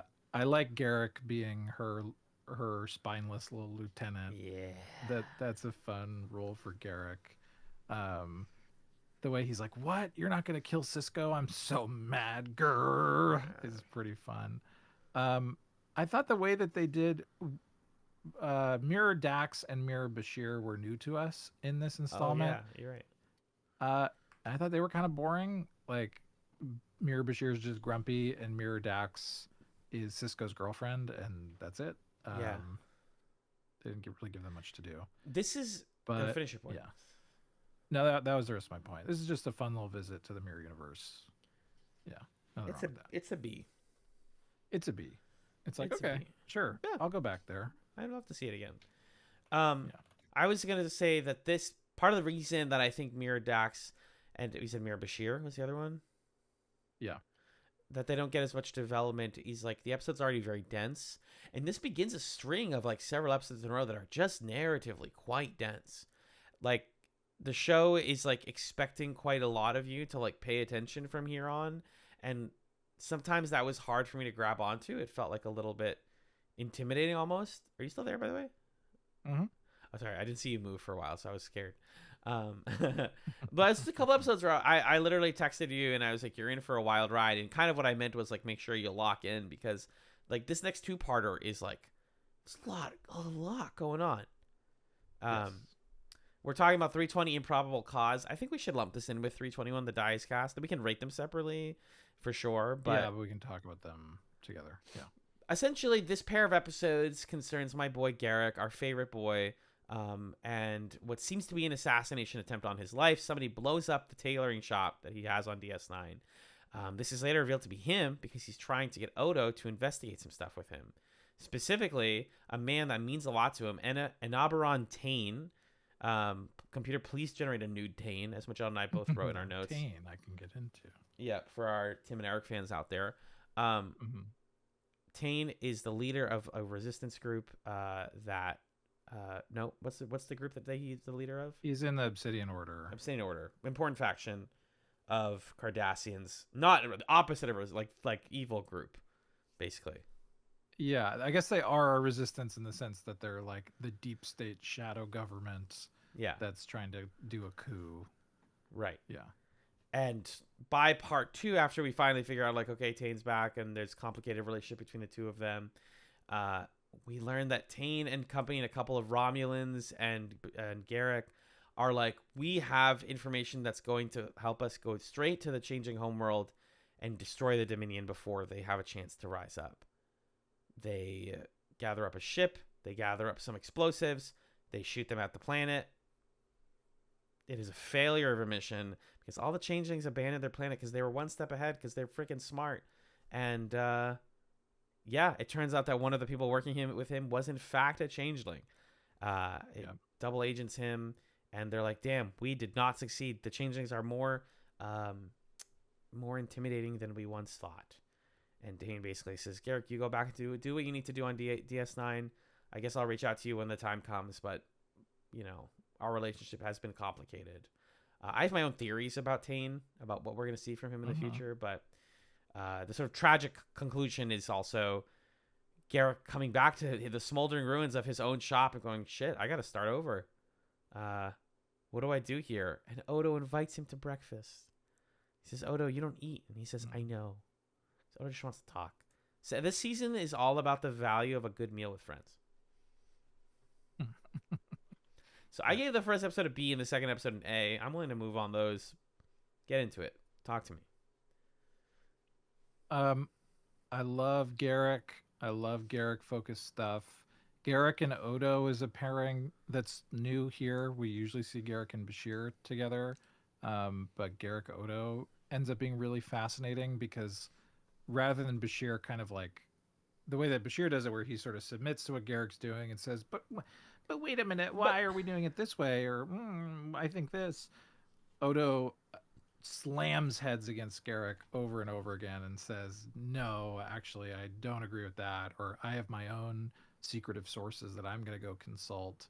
And Odo's kind of more in Garrick's world than Bashir is, thinks more similarly to him, understands Cardassian politics, understands the information networks better than Garrick does. And so because Garrick is paired with Odo, we get a little bit more of what feels like an inside perspective on Garrick. It's still not entirely the case, but it feels like we see a more genuine, vulnerable, the armor is a little bit down version of Garrick A little in these bit. episodes. Yeah. A little bit. And more insight into him. Some details I really enjoyed. I love the framing of this one as like Garrick's talking to Bashir about the play Julius Caesar, Shakespeare's Julius Caesar at the beginning. And he's sort of like, I saw it coming from a mile away. Brutus, whatever. And Bashir says, come on, how could he have seen it? It was his best friend who betrayed him. And that puts us in the mindset of a twist is going to happen. Pay attention. Somebody close to somebody's going to do something. And it kind of falsely puts you in that mindset because then you're thinking, okay, Garrick and Tane, maybe they're the Caesar and Brutus. Maybe something's happening there. But then, mask off. Turns out it was a changeling Romulan. So I like that illusion that kind of puts us in the right thematic headspace, but also is a bit of a fake out. There's some nice little spy thriller details, like the interrogation scene where Odo's interrogating the perfume selling alien and makes him smell the different scents. So good. Coolest scene in part 1. Yeah, and he's like, I don't have a sense of smell, and my girlfriend really wants some new perfume. What do these things smell like? What if I add this third one? Yeah. Yeah, and he's like, I don't think that would smell so good. I think that's a bomb. I think if you did that, you would make a poisonous bomb. Yeah. That scene was great. My favorite joke, they get on the horn with the Romulans and they say, hey, what do you know about Garrick? And they're like, Garrick the cobbler? And they say, he's a tailor, actually. And she says, I'll correct our records. Yeah. So funny. And also connects to an amazing moment where Bashir is explaining the story of the boy who cried wolf to Garrick. And he's like, it's the story about how you're not supposed to lie. And Garrick's like, no, that's not the takeaway. The takeaway is never tell the same lie twice. He's sneaky. Which is how he lives his life. Because with the Romulans, he's a cobbler. With the DS9, he's a tailor. He doesn't tell the same lie twice. That's how he went about when he was breaking down with Bashir and told him like 3 different versions of why he was kicked out of Cardassia. So I love Garrick stuff. I love like all these little hints and nibbles and tidbits. And we also get hints that like Mila is somebody to him and Tane is somebody to him. He cares about them in like a familial way, it feels like. And that's interesting. Let's be real, Magellan. Did you spoil it for yourself? I did just now, not while I was watching. I felt that way while I was watching, and I just now spoiled it. And I'm not going to say if I'm correct or not. Okay. But when I was watching, and Garrick gets on the phone with Mila, and it's like, it's Tane's housekeeper or whatever. But the way that he's talking to her, it's like, you know her. Are you? Yeah. Why do you know her and speak so tenderly to this woman who's older than you? Yeah. Is she your, I don't know, mom or something? Maybe. Who knows? I spoiled the Tane thing. I didn't spoil the Neela thing for myself yet. Big shrug. Big shrug. Yeah, and also that's one of those spoilers where I'm like, not knowing how that's shown in the show. Like, it actually added some texture to this episode, and I don't know how it'll be revealed or what it'll mean for later. So like, it's fine. I don't feel bad about it. Yeah. And it's something I don't need them to say explicitly because the whole point of Garrick is that they never specifically say things like who is his family, what actually happened to him, why exactly was he exiled for truth, and it's like the ambiguity is what makes his character so compelling. Yeah.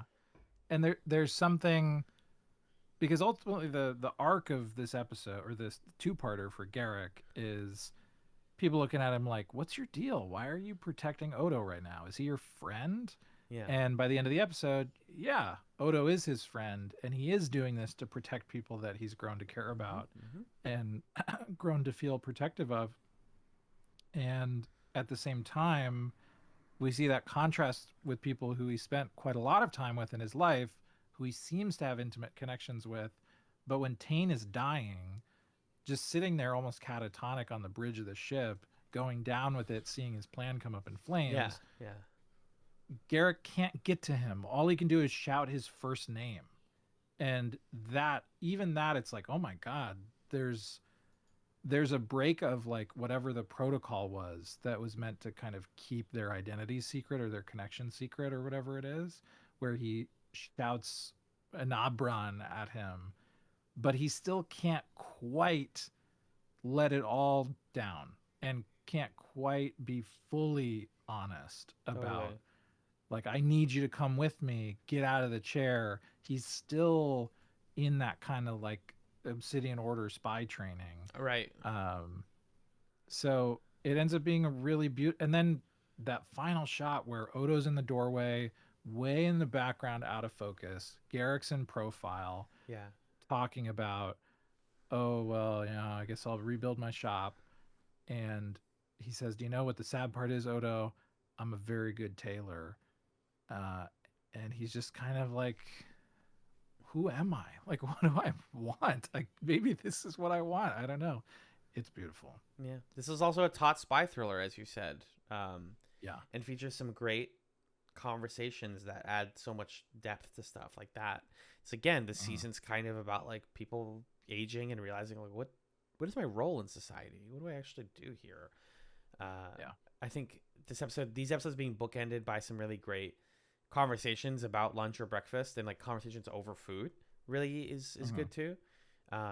Improbable Cause starts with a great lunch with Garrick and Bashir. Again, they're talking about Shakespeare, and Bashir is eating so fast, and Garrick is like, well, why are you so hungry? Fear of starvation among plenty. It must speak to some gnawing in the human soul. And Bashir's like, bud, it's like noon. I gotta go, Dude. That's like way too. And it's what's funny is that when Garrick's gone, Bashir tries to have this type of conversation with O'Brien, and O'Brien's like, I'm eating, and then Bashir's like, no, sorry, I just whenever I get lunch with Garrick, we have these like you ever have that friend? It's you to me, by the way, who's like just every time we talk, we go into like such detail about shit, and then you're like, oh wait, sorry, you're not. Everyone else, sorry, we're not like normal. We don't know how to be normal to each other. I thought that was beautiful. Yeah. I love O'Brien's line. Bashir's trying to talk about Shakespeare again, and O'Brien says, my mom always told me if you try to eat and talk at the same time, you're not going to be very good at either. It's like, I'm just trying to have breakfast. Trying to eat a meal, dude. Odo later being like, with like Tane and Bashir talking about like, are you this? No, I'm this. And they're like both being spies. And Odo's like, can you guys just say what you mean like once? Like just say no more metaphors. Stop with the metaphors and the double speak. Stop being spies for 5. They cannot. They truly textually cannot stop being in this mode. And I thought that was cool too. Yeah. So what were your rankings for the two halves again? B for 1, A for 2. Okay. Sure. Yeah, I'll agree with that. Improbable Causes B and Alia Jacta Est is an A. Did we talk about quickly that scene from the Dies Cast where Garrick tortures Odo and like puts him in quantum stasis? God. And he's like stuck. He cannot. God. He's like, I'm not going to let you go liquid until you confess something about yourself. And then Garrick realizes that he's like torturing a friend. He's like, Odo, seriously, you need to say something. I don't care if you lie. Just say something. And Odo's like, I want to go home. And he's like, you're going to go back to DS9. He's like, no. I want to like go back to the Changelings. Is he lying? Is he being honest? Garrick let him lie there. We never really fully get that. Yeah, and it's like, was that enough extra information for what Garrick was looking for? Or did he just want it to stop? Yeah. That scene's amazing because it kind of turns into this thing where Odo is torturing him. Correct. By letting himself be torture tortured. last longer. Yeah. Odo's the one with the control in that performed. scene. Yeah. And also the freaking like Spirit Halloween get up that they put on Odo to show that he's chipping away. Rough. He's pretty good, very Oh. creepy. I thought that was great. They use it again You thought it later. was dumb? No, they use it again They later. do use it again later. Yeah. And I think there is the other changeling, the one that's like that looks like the Romulan, is like, hey Odo, do you want to come back? You just said you want to come back, and he's like, no, I actually don't want to come back. Yeah. Thanks. Yeah. The Great Ooze. They have Human Instrumentality Project on the Changeling homeworld, and he's declining that. Come on, Odo. No, I get it. We have Human Instrumentality Project at home. Human Instrumentality Project at home. Goo pile, exactly. Yeah, good meme. Let's keep cooking. Okay, so episode 32, Explorers, is 22. kind of a cute. I said 32, 22. 322. It's kind of a cute one. Yeah. 322. This is the introduction of Lita. Hey, Lita. Hey, later. And there's this really strange scene where she's like, "Oh, I've been meaning to go to the doctor," and she plays it so convincingly that at a certain point I was like, "Does she actually have a cough?" But no, they're flirting. Dax tries to, interrupt. Bashir says, "Oh, here's that data you were looking for," and writes "go away" on the data pad. That's kind of funny. And then it becomes a thing of, oh, the Lexington is coming to town, and it has the person who was the valedictorian at his medical academy, Starfleet Medical Academy, or whatever it was. Oh, and don't forget, he got that question wrong. And they keep bringing up that question from his birthday episode. That's kind of that whole plot, and he ends up talking to her and meeting her. And then on the other side of it, Cisco has a goatee. Amazing, beautiful. Mwah. He is going on a little ceremonial expedition in an ancient Bajoran vessel to commemorate this anniversary of like first contact between the Bajorans and the Cardassians as like a gesture as part of the peace thing. Is that what's happening? Or he's just going on a trip for fun? Yeah, you're very close. So the way I understood it was, so this ship has some old technology. It doesn't have traditional warp in it. So they manually, on one thing of fuel, were able to get from Bajor or whatever to Cardassia Prime. So that's the sort of like around the world in 80 days that he's going for. And what he accepts is like they did some stuff that historians do not understand to make this magical journey happen. The best I can do is some comet on the way there. So I'm just going to try and aim for that comet. Right. And he does get to Cardassia, and that's when Gul Dukat's like, congratulations, you made it. Is there any occasion? Because Gul Dukat is also like, we just found the wreckage of this ship that got here. Or is he just doing it for fun? I almost saw that as Gul Dukat reading from a prompter. Like, I thought I saw him reading from a thing that's like, you made it. Congrats. This is what that means, that you did it. Yes. Yeah, because he's like, wouldn't you know it? We found this wreckage. Clearly, they had found it a long time ago and had hidden it. And, now we're bringing it up. Yeah. I guess it's just Cisco wanted to have some fun. Cisco was on Bajor before the start of this episode and was at a library opening or something, and came back after reading about this starship that 800 years ago that made this a journey, and was like, I could do that. It's so funny because I really thought that he was making a model spaceship, like ship in a bottle type, like he's making like a model kit. And then when him and Jake get inside of it, and he's like, "You ready to go, son?" I'm like, "Wait, why did you made it by yourself? Huh?" He's got time. This is what you do in a post-scarcity society. You just like make ships. Right. You just 3D print all the parts and do your thing. Yeah. It's a cool ship. I like the design of it. I liked when they showed us that little glossy PNG of the, like the bug wings on it. So cool. I thought that was a cool design. They didn't. I'm sure they said some technobabble to explain it, but the idea of a spaceship having sails is a pretty funny concept to me. It's badass, is what it is, Magellan. Yeah, no, it's great. It's like steampunk as hell, and the set design inside it is super cool. The combination of kind of shiny golden stuff with gears and cranks and fabric hammocks that pop out of the wall. It was a pretty great ship to sit in for an episode. I liked it a lot. It is an old thing referencing an older thing. It's an 800-year-old spaceship referencing 1,000-year-old sailing ships, which is like just very interesting. Skeuomorphic. Yeah, and I like the way that they did that, where because sometimes the way that Star Trek will say, "Oh, this ship is old," is, "Oh, it's a piece of junk. You got to slap the dashboard to make it work." And a lot of ship shows will do that sort of thing to communicate age.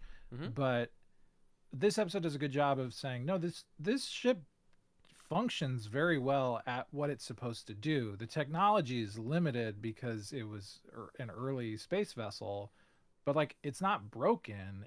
It does the thing, and it looks awesome. So cool. And it's believably, a prior stage of technology.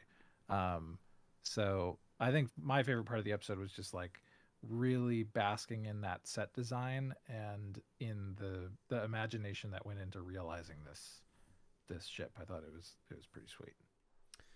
Otherwise, this is an episode about going on a trip with your dad, on a fishing trip with your dad, and he says you can't bring your phone. Like, it's really just right. Just like, let's enjoy old world technology in a world that's like several layers of technology past us. That's really all it is. There's like lines that seem like they're going to hint at something bigger. I mean, obviously for the continuity's sake, like this is when Jake says, "Hey, you should meet this woman, Cassidy." He doesn't even say her name. He's like, "There's a woman who I met." And this is also in the whole, like, is Jake in the Maquis? Weird. Let's not think about that. But Gulta Cott calls Sisko early on in the episode, and he's like, "I see that you're going on a big journey, Mr. Sisko.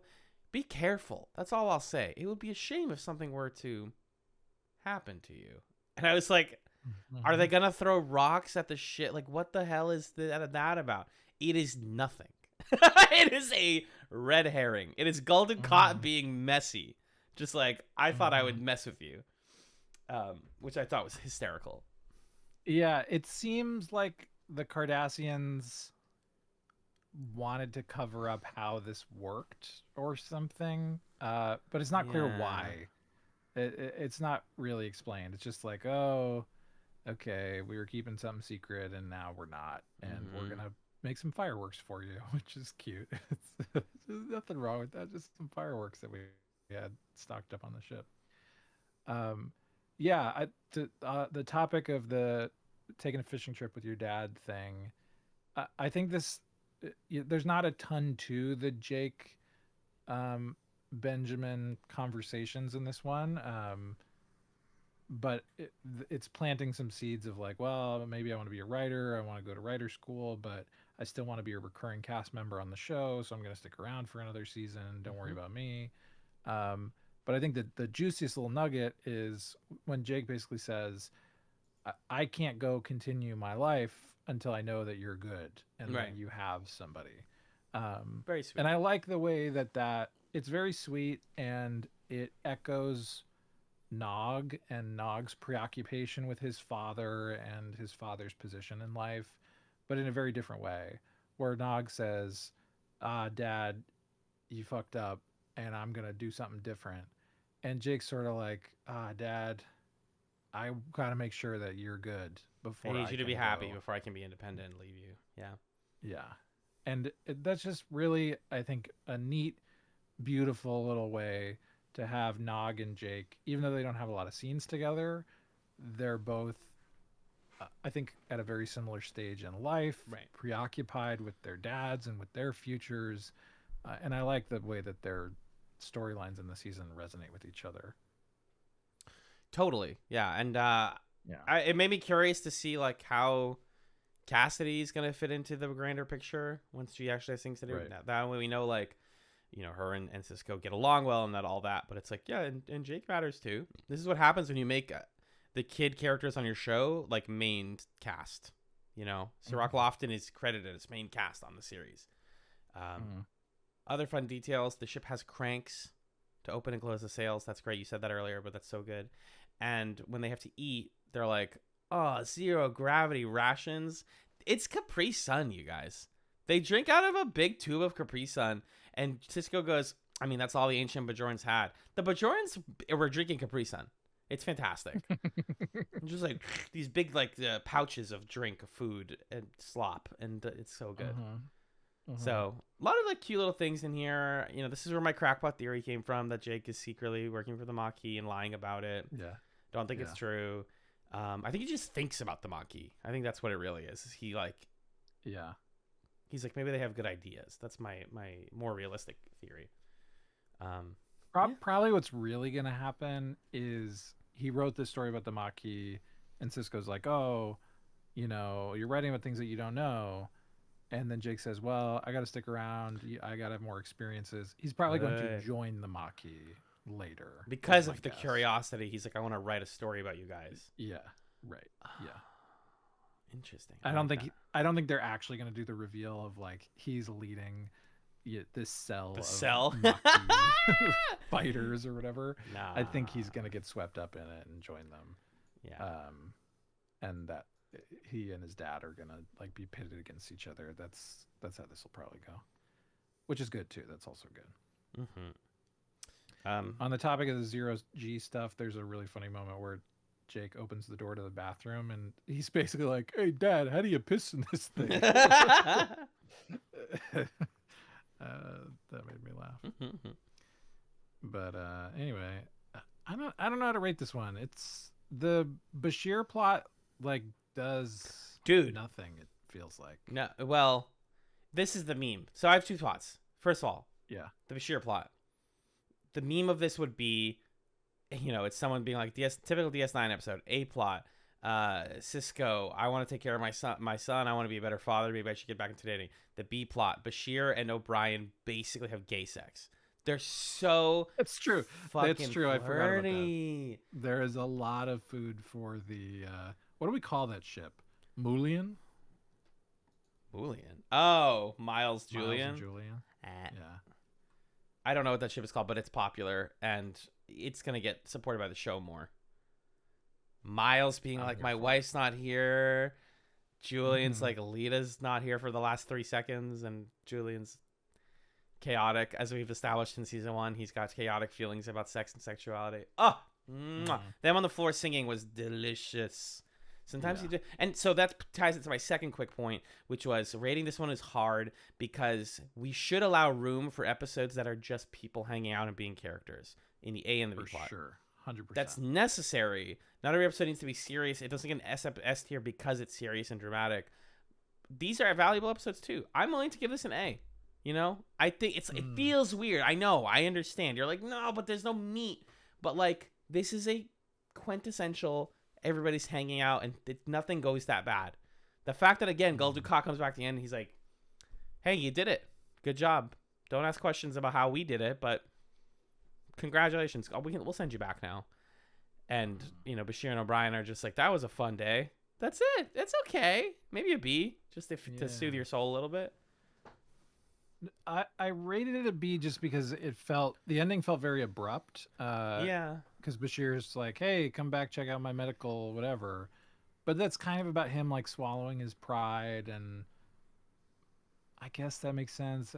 That didn't feel like the setup for it was super clear. I love him and O'Brien hanging out, getting drunk, singing together.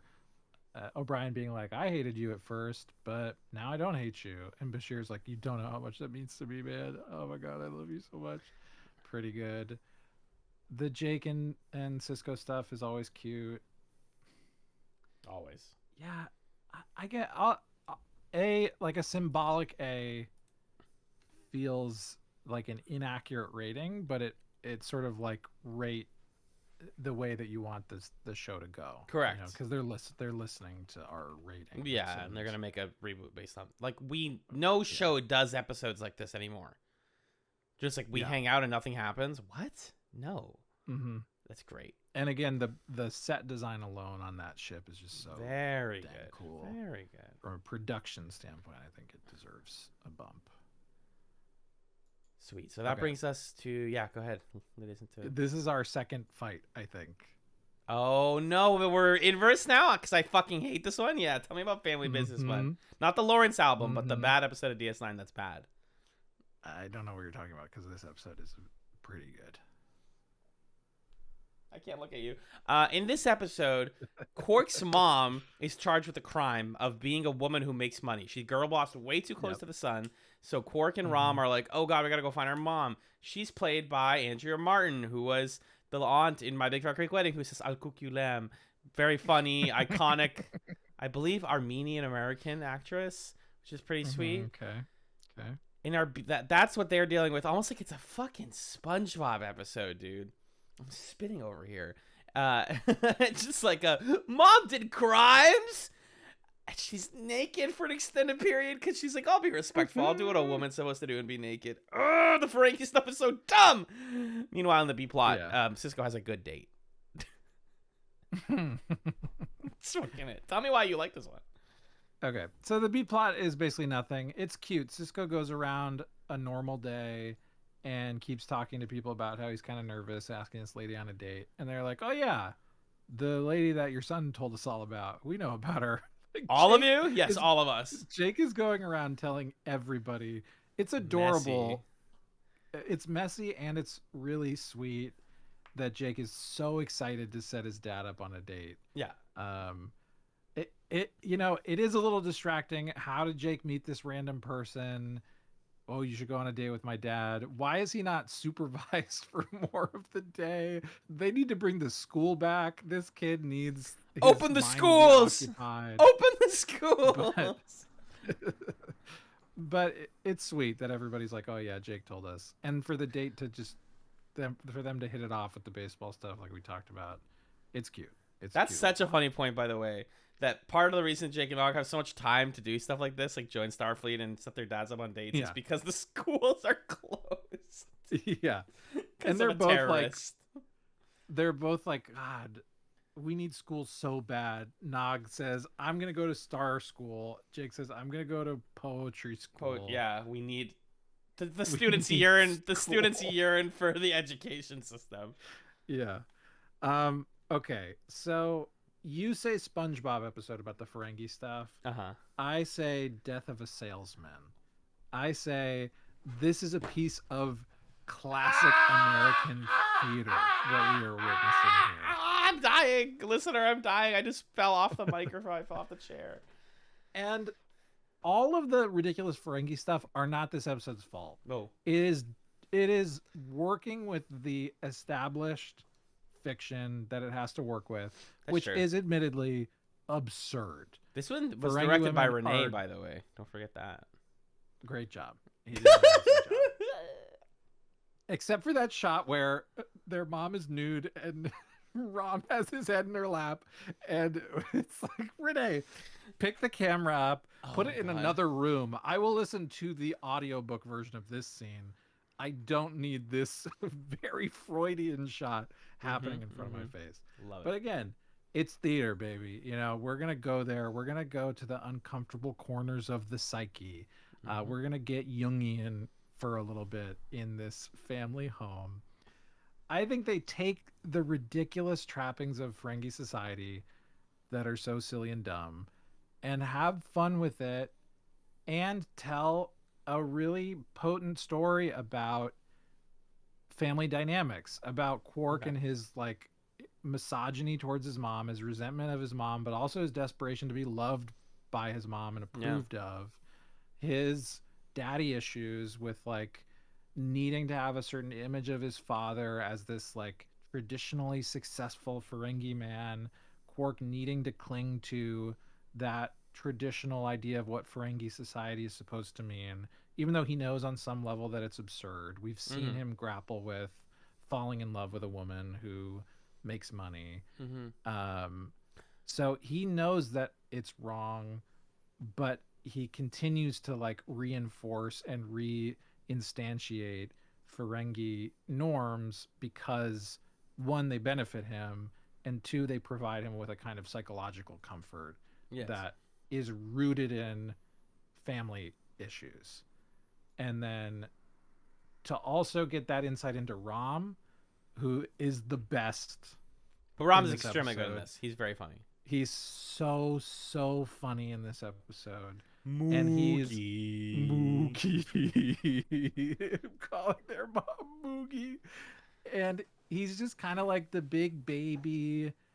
We amped that up to 11. It's very silly, a little kind of creepy, almost like a Buster Bluth sort of way. That works, right? Whoa, Right? yeah, it That's kind of does. what's happening there. But Uh-huh. also, just like Buster Bluth, he has his moments where he's like, "You guys think you're so much better than me, but like, I'm with mom. Like, I know her better than you do. I was with our parents for 10 years longer than you, Quark, and I understand our family more than you do. I'm the one who's actually keeping this family together and caring about it, and I have skills and assets that I'm applying to this situation Yeah. that you've closed yourself off from and you don't understand." Um, and for that to culminate in Quark and his mom kind of realizing that they're actually really similar to each other, and that's part of what has been so tough about their relationship, but also so beautiful about it. Look, I get it. We're eating tube grubs and we're talking about rules of acquisition or whatever. It's stupid. It's dumb. But genuinely, this is like you could put this on a stage, and this is a little piece of theater in some ways. This little like living room in the Ferengi house.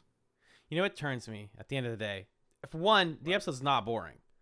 The next episode's No, is actually no, this is not boring at all. no. The No. next episode has moments in it where I was like, wow, there's a good idea here, but it's a little boring. This one has zero Yeah. boring, zero fluff.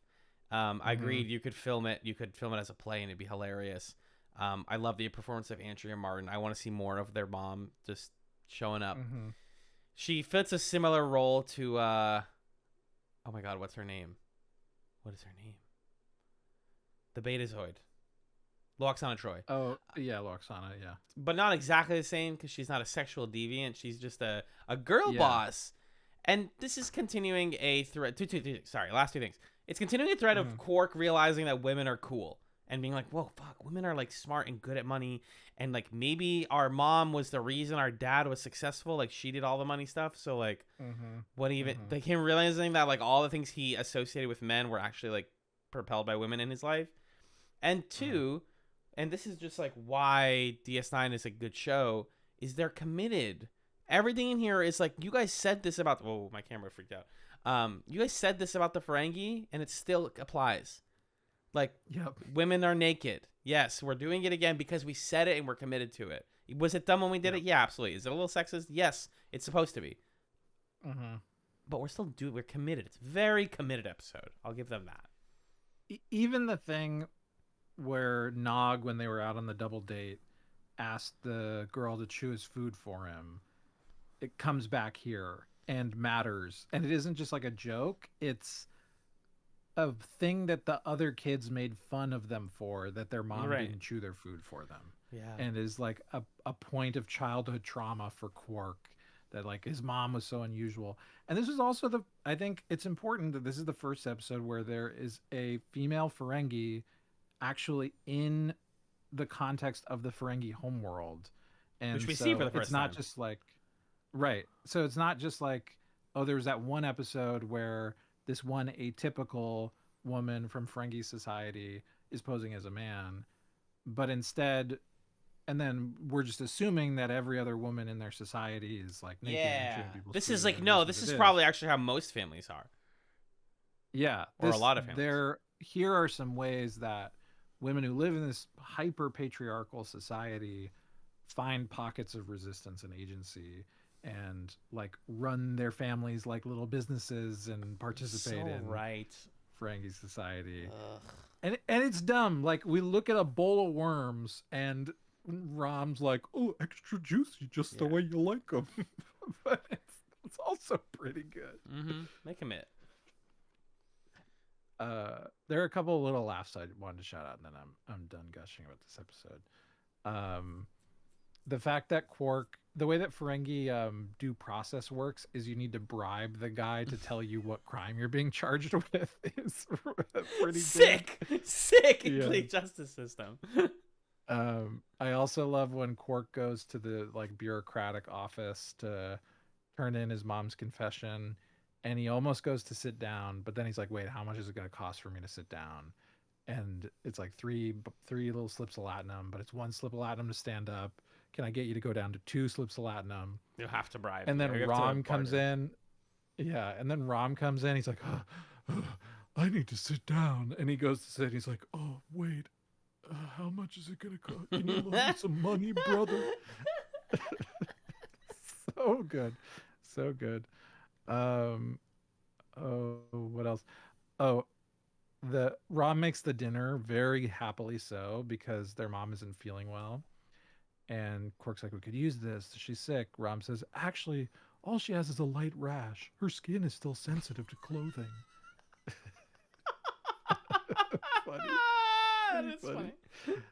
And then there's a little random choice that Armin Shimmerman made when he's talking about the kids who tease them, and he's like singing the little song that the kids did to make fun of them, like, your mom doesn't chew your food or whatever. Yeah. He kind of sings it like it's a line from a Sondheim musical, like, no chewing, no chewing, or whatever it was. Yeah, And I wouldn't have been that's what I was going with. surprised, yeah, if this broke out into a, musical. Oh, sorry. It means Moogie's got the lobes for business. It's Every like, time they say this Moogie. show has trained you to understand what that line means. Right. Yeah. And then we get the first big moment where Rom is yelling at everybody in the Yes. season. Yells about their dad, and he says, he couldn't hold on to latinum if you sewed it into his pants. You do a pretty good ROM. Thank you. I had some quickies as well. Mine have nothing to do with the A plot. Number 1, Cisco at the top of the episode talking about how he's making Hungarian food. Chicken paprikash. Paprikash. He just, Avery Brooks was like, I'm going to put some English on. I'm going to put some Hungarian on that, actually. Not some English. Yep. And Very then nice. everybody talks about they all know Cassidy Yates. And Dax is like, yeah, I know her. I mean, hell, man, if I was Curzon, I would have stolen Cassidy from you by now. Which is both very regressive and also very progressive at the same time. Like, very trans. I wrote it's very trans rights of Dax to be like, if I was like the guy that's inside of my brain, then I would have fucked your girl by now. I'm like, huh? Huh? Again, this show just like operates on a language that real world does not, and that's sometimes so fun. This gets a B. Whatever. Fine. Whatever. Family business. Yeah, I think we put yours at a B, we'll put mine at a B. Yeah. In our hearts. We meet at the middle. It's my S, your S. Yeah. Shakar is maybe one of my not least favorite. Just it's not bad, but it's 324 Shakar. Yeah. It's just, why are we this is the episode where I finally was like, and we stopped trusting Kai Wynn for sure, because Kai Wynn is like, hey Kira, there's these things that the Cardassians ruined the soil on a bunch of Bajoran planets. They are these like moisture reclaimers, things that can like fix the soil, but the people who have them happen to be resistance, and that is going to be a problem for me. That's your resistance leader. His name's Shakar. Can you go talk to him? She goes and talks to him, and he goes, fuck you, fuck the Bajorans, the rest of the Bajorans, they're going to use it for whatever crap they want to do. Kai Wynn is like, oh, but like if we get them, we make money, and then we get to join the Federation, which is what people wanted, we thought. I'm just trying to be a good Kai. By the way, the last Kai died. Don't worry about it. I don't know why Kais keep dying around me, and I keep becoming a person. Don't worry about that. Kira, with devotion, despite the fact she doesn't trust Kai Wynn, is like, I guess I'll talk to him. I guess I'll convince him. Things immediately flip when Kai Wynn and company break out the militia to force their hand. And this leads to an extended combat sequence where they're just in the fields being like, we told you. And Kira's like, damn, I guess they did tell me. And then she comes back and she's like, I'm never trusting Kai Wynn again. And also, we're not giving up those moisture farmers. That's it, guys. I have like no notes on this one. It's like smart, right? The concept of, resistance groups, and I talk about this a lot with the Bajorans, it's fascinating. This episode's specifically inspired by real life history. Emiliano Zapata, this guy who I believe is part of the Mexican Revolution, was like a member of the rebels who became president and became like leader of Mexico and like used it to change it within and then leave it. That's what ends up happening with Shakar. He ends up becoming is like in high chance of running for the prime minister of Bajor's people. because Kai Wynn, they're like, you shouldn't even run anymore. Now that people know that you used militia on innocent civilians, no one's gonna vote for you. Which, God, I wish it worked like that in real life, huh? Don't you wish it was that easy? That stuff's all they explicitly say in the notes, like in the on the wiki, like that's what they were going for, real life history. The real life history is unfortunately a lot more interesting than this episode, which is kind of like reading a history book, And then they used militia, and then we were like, I guess we're right. I'm tired.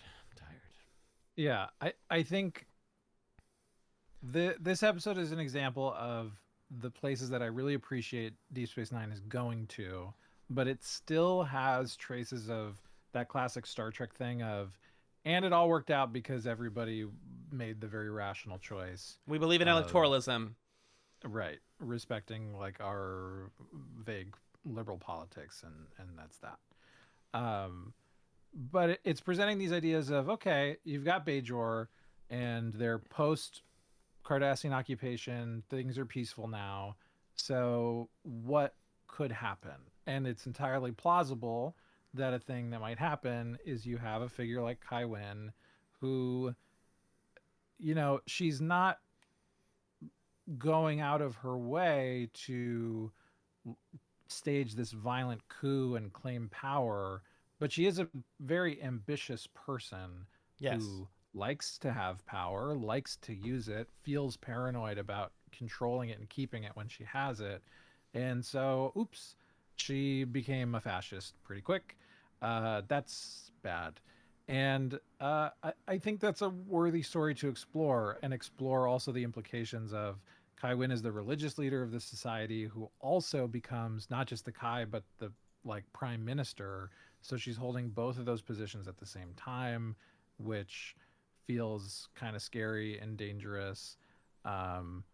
So all of those ideas are interesting, but like you said, the way that they end up being represented in the episode are just not that compelling because, it feels very much like then this happened, and then this part happened, and then the bad guys lost because they wanted to be dictators, and dictators are bad, and tall, hot guys are good. So Correct. He wins in the end. So good ideas, and the execution is kind of just mid. I'd almost even argue great ideas. But again, we went into this. Yeah. We went into, after the introduction of the Maquis and TNG, we were like, I really want them to do so many cool things with Resistance and the Maquis and the Rebellion, all that stuff. And the truth is, this is a show in the mid-90s on a network in the United States. There's only so far that they're going to actually go. But, I mean, they hired Wallace Shawn for, to be an evil, corrupt, money-loving guy. They know what they're doing. And this is also, like, they read their history books. They read the literature, so to speak. But it just doesn't, on the screen, it just doesn't. It goes to show that sometimes just having a political metaphor isn't enough. You also have to tell a compelling story. And that's how I felt about this one. I think part of the problem for me is also, like, we only ever see Kai Wynn more or less by herself. Sometimes she has, like, maybe a little lackey or something, but it's so abstract, her control here. She's just in her office, like, I'm in charge, I have all the jobs now. When she's confronted by them at the end, it's just her in the office, and they're like, you lose, you suck. So it's just kind of abstract was the word, and I said it, and I'm gonna say it again. It's very abstract. And meanwhile, the other plot is there's another plot. O'Brien's really good at darts. Oh my God! Shut up. He's real good at darts, and he keeps winning at darts. They needed something for every other character to do. Yeah. So they're all hanging out at Quark's watching O'Brien play darts. That's nuts. The A plot is like, we deserve moisture to live and make food and crops for our people, but the government's killing us. The B plot's like, damn, I scored 20 points. It's so dumb. And then it just culminates in O'Brien plays this little prank on Quark, essentially, where he and Bashir, I think this was him pranking him, stage like, oh, I've been injured. Oh, no, I have to forfeit. Yeah. And then the Vulcan guy wins. Whatever. It's nothing. You can tell by the way, we forgot to mention Did we mention Tuvok was in Oh, the universe episode? yeah, there was like some director or writer who was like, let's put the Voyager guy in here. He was like for one scene, but yes, Yeah. Mirror Universe Tuvok That's exists. fun. I think they just wanted what's the actor who plays Tuvok. I forget his name. I don't watch Voyager, you guys. I will someday. Yeah, we don't watch it yet, so we don't have to know these things. Tim Russ. Tim Russ. He's great. Tim Russ. Yeah, Yeah, that was a fun little cameo. I was like, oh shoot, that guy. Yeah. I had something else I was going to say about this one. Now I can't remember what The it was. Vulcan darts. They win. Yeah, He the wins. Vulcan dart. He gets No, some money. it wasn't that important. This is a B, right? Yeah. Shakar. B. Okay, facets. 325. We're almost there. Second to last one. Fascinating episode. Mhm. In this Yeah. one, Jadzia Dax performs the Trill Jantara ritual, which allows her to meet the previous Dax hosts. So that's our A plot is Jadzia Dax is interacting with all the other Daxes who are in the bodies of everybody else on the show. And meanwhile, Nog applies to Starfleet Mm-hmm. and has trouble getting into doing it because the challenges are really hard. This A plot is fascinating because what I kept saying was, I'm like, where's the tension? Like, this is a really great ceremony, and it isn't like, and one of them's evil and he's a murderer, but it's like kind of, Curzon has like his own goals and he's like, I want to stay in Odo's body at the end, but that's resolved so quickly.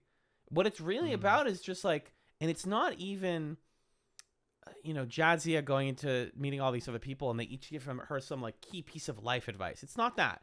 It's literally just, I spend time with them, So going down the list of people really quickly, again, Lita coming back is really funny in this one. Jadzia gets to pick who's in each one. Someone's like, you just gave Quark a female body or a female brain, right? And she's like, I do know that. So O'Brien is Tobin Dax. He's an anxious, adorable little guy who bites his nails and says sorry for everything. It's the different types of neurodivergency, right? So he's got anxiety and depression. Yep. Lita is Emily Dax, she's manic, so she just is a gymnast. She just is flexible, and they haven't written Lita yet, so they can't put a character in her. Yeah, I know. It's so distracting because you have Nana Visitor who does like a character. I'm the politician lady with a bit of a hunch, and my facial Leela expressions Dax, are totally different. Or not Leela, sorry. No, what's her name?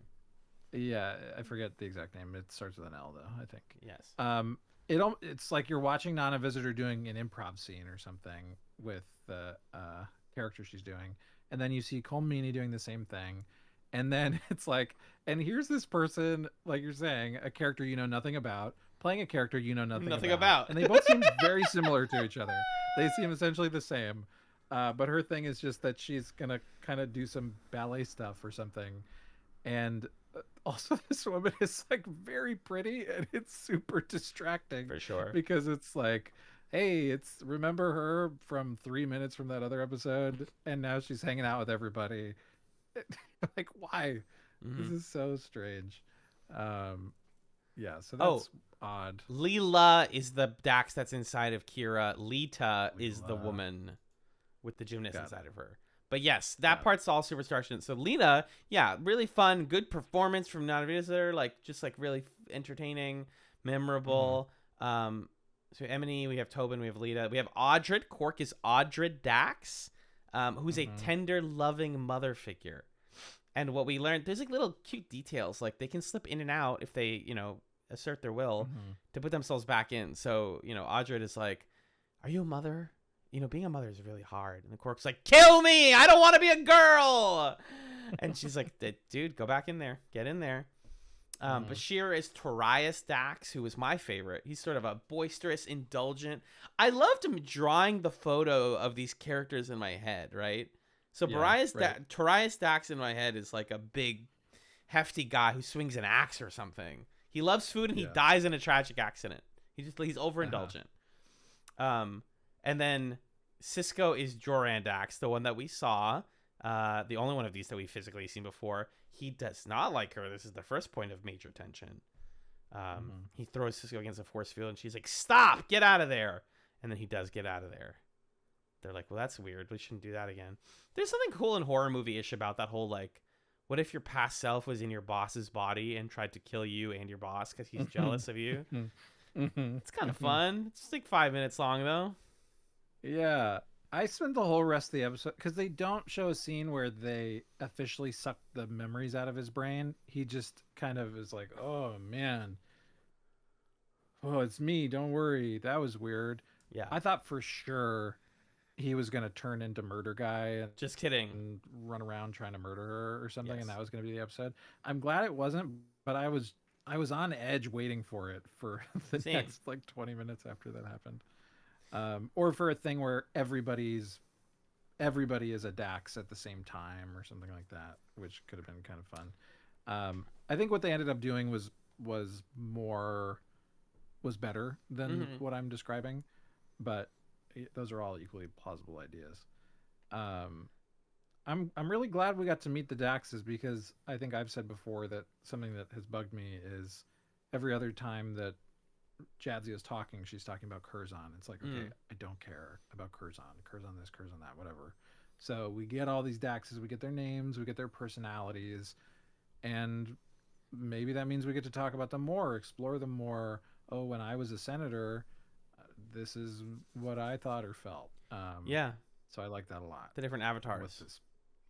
Yeah, I like what this sets up for us with those different. And I like seeing Curzon avatars. because, like you said, he's the one we talk about so much that like getting to basically see him was wonderful, and seeing Renee slip into that like wild-haired, excited old man, you know, Cisco's best friend, is something that this episode almost, I wish it was longer. I wish we could have seen a little bit more of that. You know, it was all of these bits were blissfully short, and I thought could have gone longer. But I'm kind of glad that they kept it tight. Yes, agreed. What did you think of the ultimate revelation here? Because the point of the episode, it seems, is Jadzia is feeling self-conscious about the fact that she was kicked out of the program, then brought back in. Did Curzon ever really believe that I could do this? Yeah. Am I fit to be joined with the symbiont or not? And we also had some of that doubt affirmed earlier in the season by the fact that like this is artificial scarcity. Yeah. Lots of people could be joined who are not being joined, so it's like, am I worthy of this? And so she's meeting Curzon, wants to know what Curzon has to say about it, and the ultimate revelation is, well, actually, Jadzia, I was in love with you. I fell in love with you. That's why I kicked you out of the program, and I was gonna quit. I was so happy you came back into the program because you deserved it the first time. What did you think about that revelation? I think that my knee-jerk reaction was to be a little offended or feel weird about the age difference before remembering. This is like the coolest thing about the Trill, is that any assumption you have about things like age or identity or who is one person versus who is another kind of fall apart when you remember that these are all, if you really commit to what the show is saying, these are the same person, right? They have some element of them that is the same. So like, is there technically a weird age gap implied between Curzon and Jadzia? Yeah. And also an aspect of like, I helped you become who you are, a little bit of not grooming, but like mentorship. Yeah, that's there. But the ultimate sort of understanding that like maybe we'd just be better if we were in this body together, and that's the way we can experience our love for each other, is like actually kind of beautiful. You know, it's weird. It's weird, but sometimes radical things are weird. Sometimes the concept of the Trill feels and seems weird, and they handle it with a lot of maturity and a lot of class that I was like, you know what? Good for them. This is one way to do it. Yeah. I feel bad for Odo, though. He's 0-2, dude. He's like, she's like, I got to feel what it's like to be a changeling. He's like, I got to feel what it's like to love you. Anyways, bye. Oh, God, Yeah. man. Yeah, I really like how this plot kinda like dirties up Curzon a bit and makes us feel weird about him, because for so long he's just been this unquestioned, fun old boy kind of, oh yeah, my buddy Curzon. But through it all, he's been, you know, carousing with ladies and gambling and breaking the rules, and you know, that's not a universally cool dude. He's probably done some uncool stuff. And so to have that confirmed here, um, I think maybe the episode could have been less preoccupied with like absolving him of that or forgiving him of that or being like, oh, it was love instead of just he had the hots for her. I think it's like maybe a little too forgiving too quickly of what is kind of a pretty creepy dynamic. But I think also it makes sense for the character of Curzon that he was a bit of a cad and he probably would have screwed up Jadzia's initiation process because he was attracted to her. And Right. it makes sense that he feels really guilty about that. And it makes sense that that guilt is like living in her memories and manifesting as like her own guilt. Am I worthy of this? Um, and her, like you're saying, radical acceptance of him and his faults and his mistakes is also a radical acceptance of herself and her own worthiness. And there's a way in which this is kind of a metaphor for like somebody who maybe had a strange relationship with somebody, not necessarily this exact kind of mentor age gap, what's going on there sort of thing, but more like you have a complicated friendship or a complicated romantic relationship that is a part of you, and it requires a radical acceptance of those memories to be fully yourself. There's something in there about that, but when you get too specific about it, it's like, ugh, this feels gross. So My last piece on it is that there is even, I love how queer the Star Trek fan base is. And, fans have often assigned Dax's or Jadzia Dax's storyline to be that of a trans narrative, right? And there is something to like your past self and learning to appreciate and find, a shared comfort with your past self, who that person was, before you transitioned, before you made the choice to be who you are, and reconciling with that past self. If you could physically meet them and say, hey, I'm not you anymore. I have my problems with you, but I always kind of respected what you had going because the past me chose to survive and the present me chose to live. So there's a poetry there too that I think, you could easily read as a trans metaphor as well. Yeah. And I wonder if there's something even more specific about the trans woman experience of like a past self who benefited from patriarchal structures, from passing as a man for so long and those kinds of things. And I'm nodding my head vigorously for the audio listener. And like that process of transitioning also being a process of having to confront and come to terms with and deconstruct that, and Curzon kind of like representing those here's how you can make queso fundido. Does someone got any extra room in their house for my extra? Oh god. What's happening? Here's how you can make. Stop. I clicked on a YouTube short and started playing. Only video viewers get that. That was me watching. I opened a Jose L. Cook video to watch later, and YouTube just autoplays. I'm so sorry about that. That's okay. You were making a beautiful comment. But anyway, that's the main plot. And then very cute Nog plot in the background. He's studying. I could watch 4 hours of O'Brien tutoring Nog in the fake engineering Me too. section of the ship. So good. Yep. We already talked about the amazing moment where Rom finds out that Quark sabotaged the holosuite to mess with Nog's test so that he got a bad score. And he's like, if you fuck with my son again, I will kill you. Yeah. It's amazing. Go wrong. Right up in Quark's face. So good.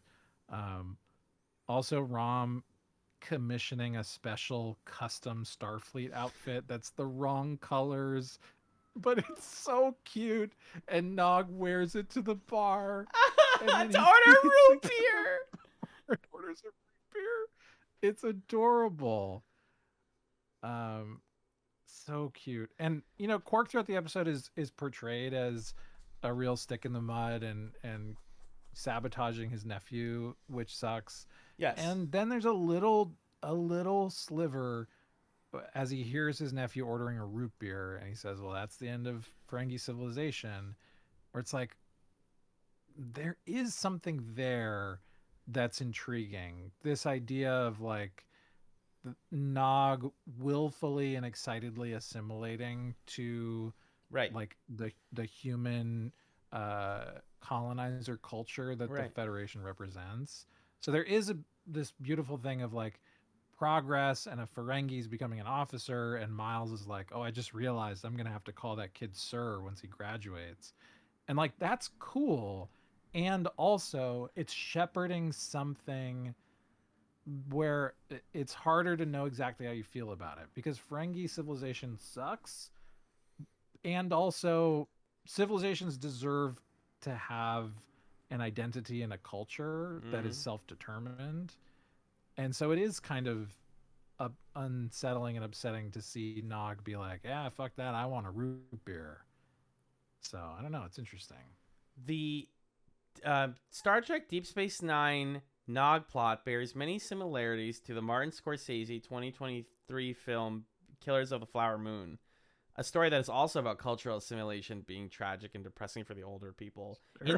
In this essay, I will. In this essay, I won't. Yeah.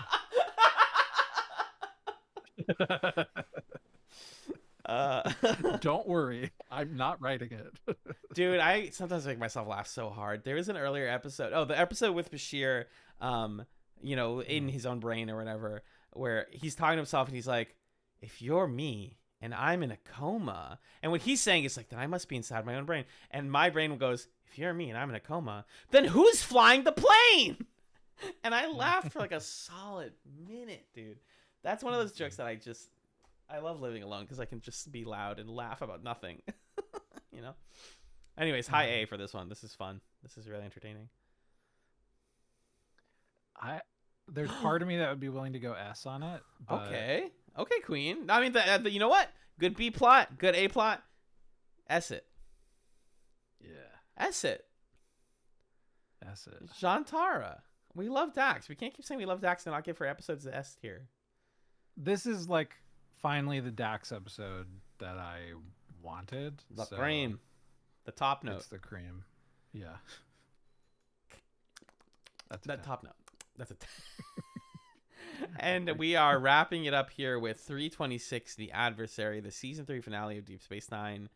Sisko is recording his last commander's log because he's getting promoted to captain. Yay! Yay. Cassidy Yates is going to be working really far away, so they're beginning a sad long-distance relationship. But he says, hey, she's really funny, she's really independent, and I have a crush on her. Everything's going fine until it appears there's a saboteur on the ship. What's going on? And in a middle act that almost eerily recreates John Carpenter's The Thing, everybody starts to wonder, who's the Changeling? The Changelings are on the ship.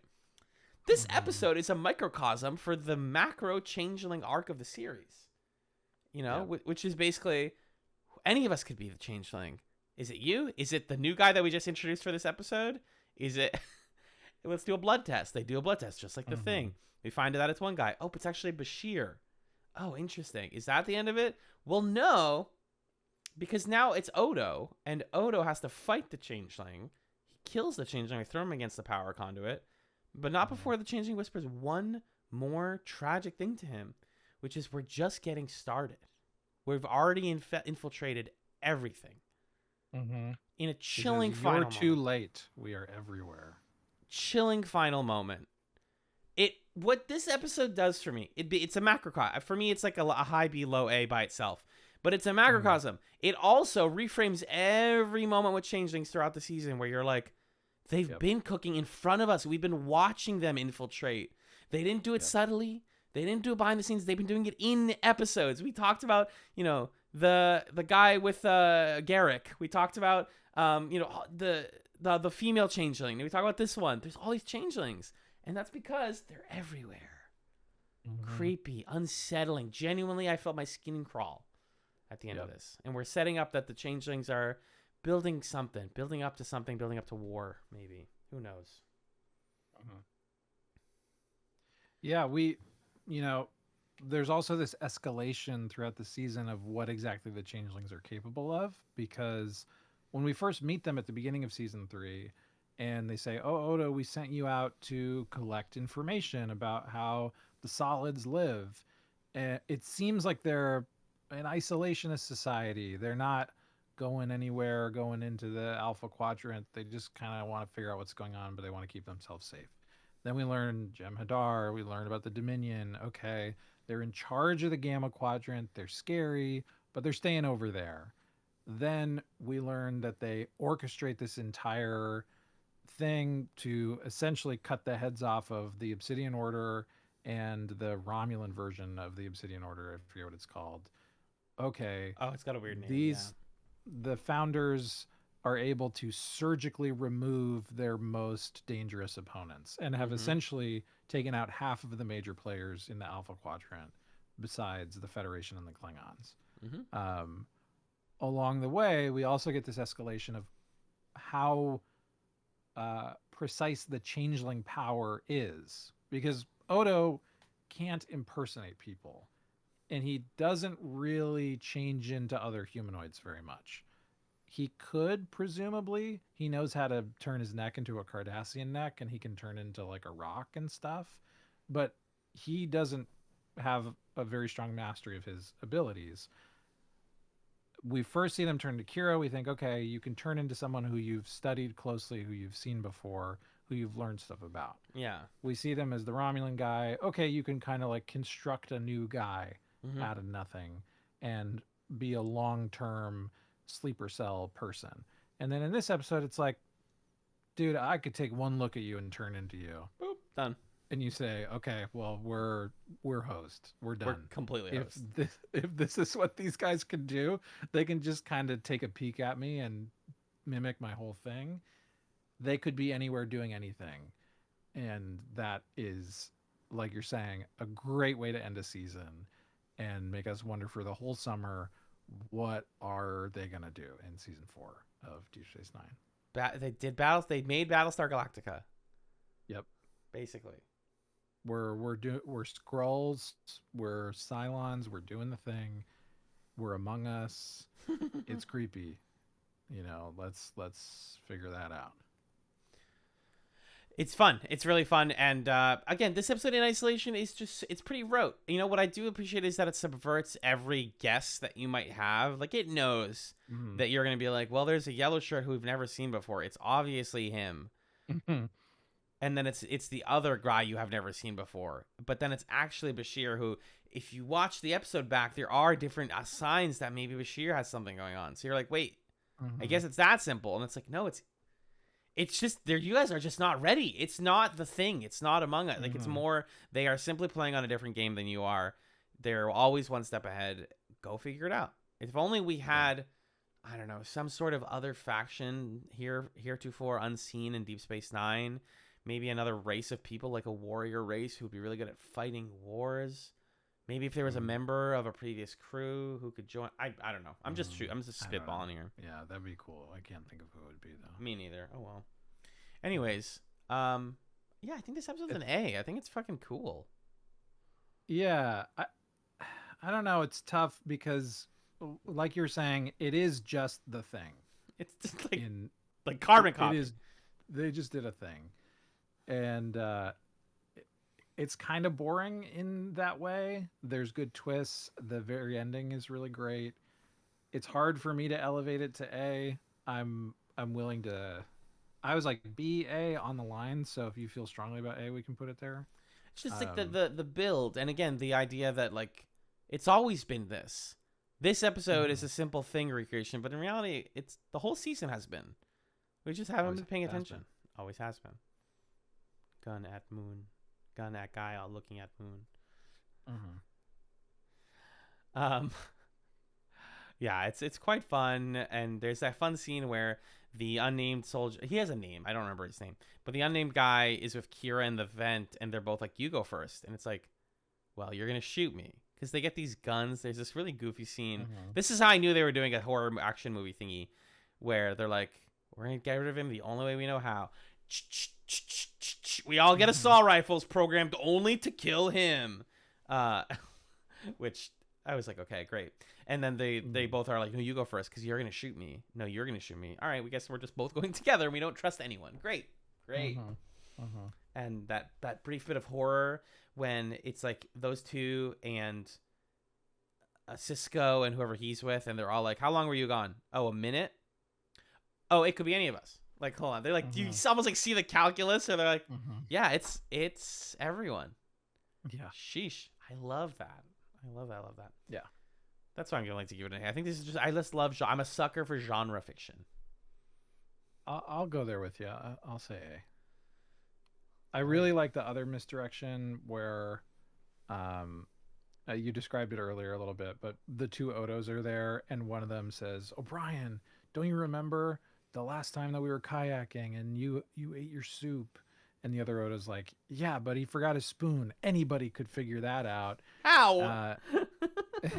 And it again adds this element of, oh my God, these founders are really good. Like, they are everywhere collecting little pieces of information so that they can pose as Odo plausibly at a moment's notice. Yeah. So all your classic movie tricks of like, what was the car that you drove to your first job? It's not going to work because they already know your mother's maiden name. They already know, your first pet, all that stuff. Never had a pet. I'm not giving you my mother's maiden name because that might dox me. Simple as. Simple as. Yeah, it's just the possibility space. Let's talk about this briefly now that we're wrapping up here. What's the possibility space for season 4? As we joked a minute ago, we both know that the Klingons are coming. Worf is coming next season. Yes, right. There's no point in hiding that we know that. That's exciting. I love the idea. This feels like the right time to reintroduce Klingons because it's like, okay, the Romulans hate us. Humans have their own interpersonal conflict. The Maquis are fighting, and everybody hates the Dominion. We need somebody who just hates everyone, or just like has beef with everyone. One single faction who can unite all the factions through pure, unbridled vibes, angry vibes, and that is the Klingons. Yeah. I'm so curious how they incorporate them. I want to see Worf, my sweet boy, Michael Dorn.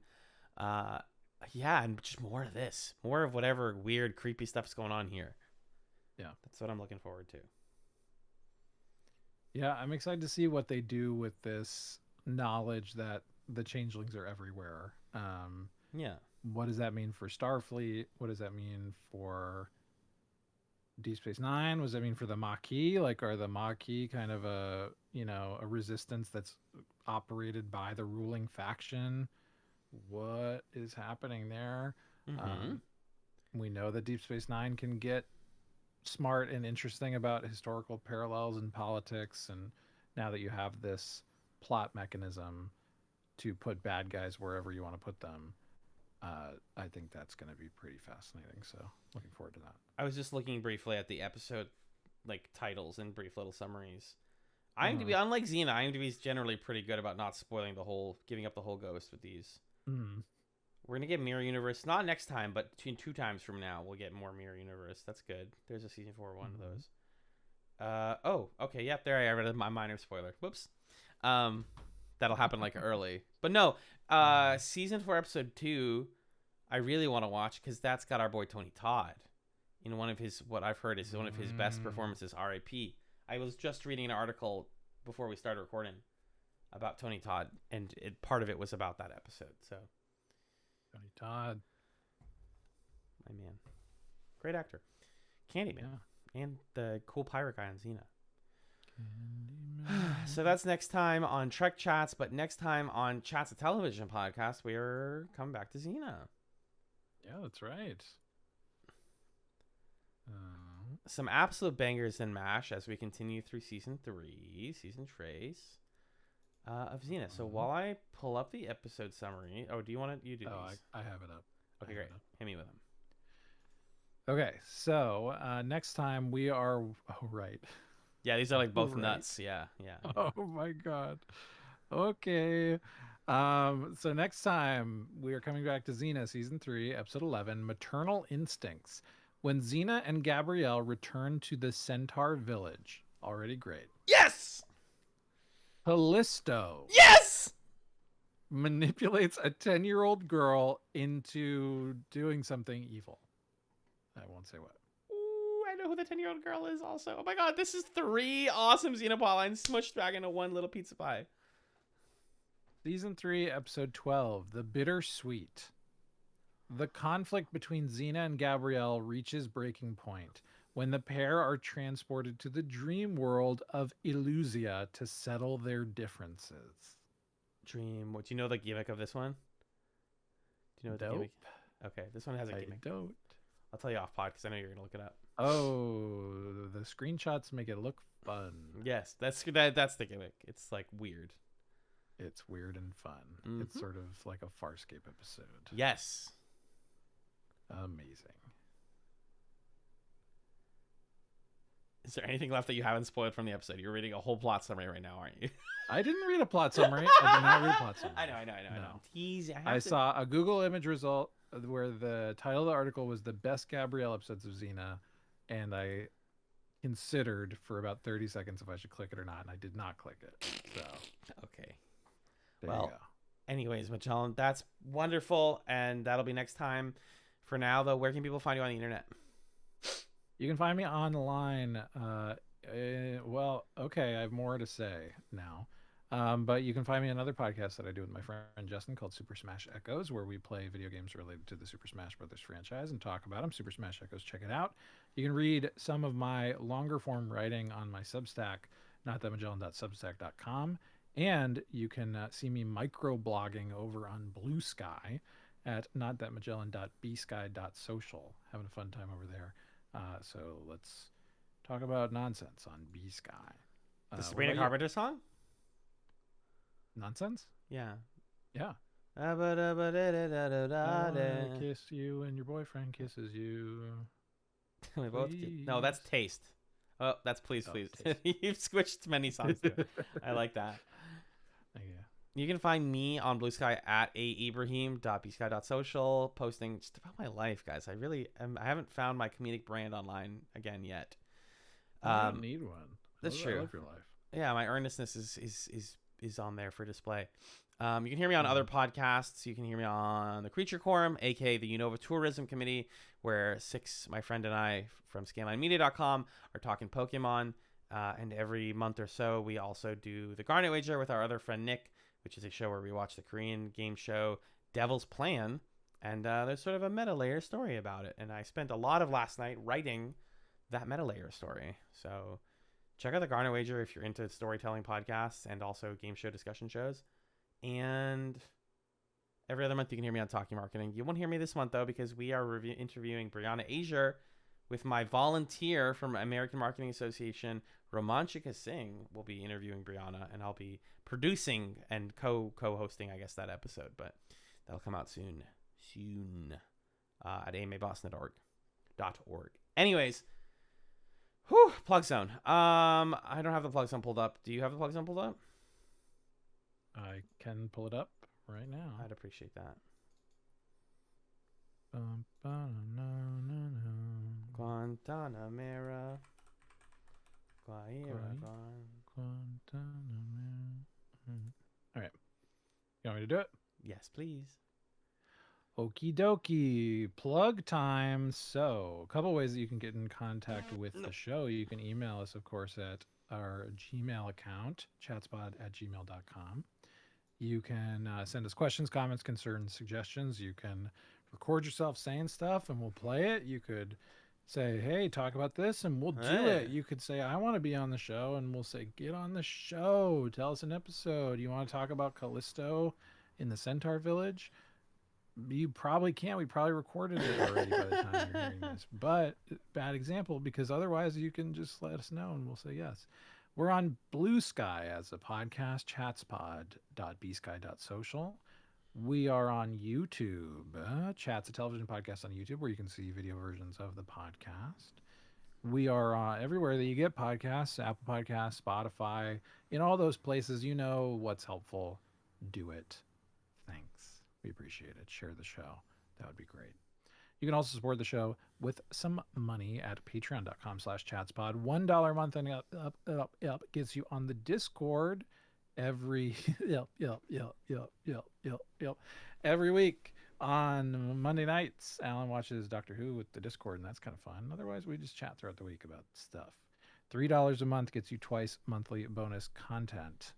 We just finished the month of November, where we did two things. There was kind of a fun like drafting ideas episode, and then we did a bit of a City of Heroes stream gameplay fun time. Oh, that can be found at twitch.tv/chatspod, and it'll be archived on YouTube by the time you're watching this or listening to this. That's right.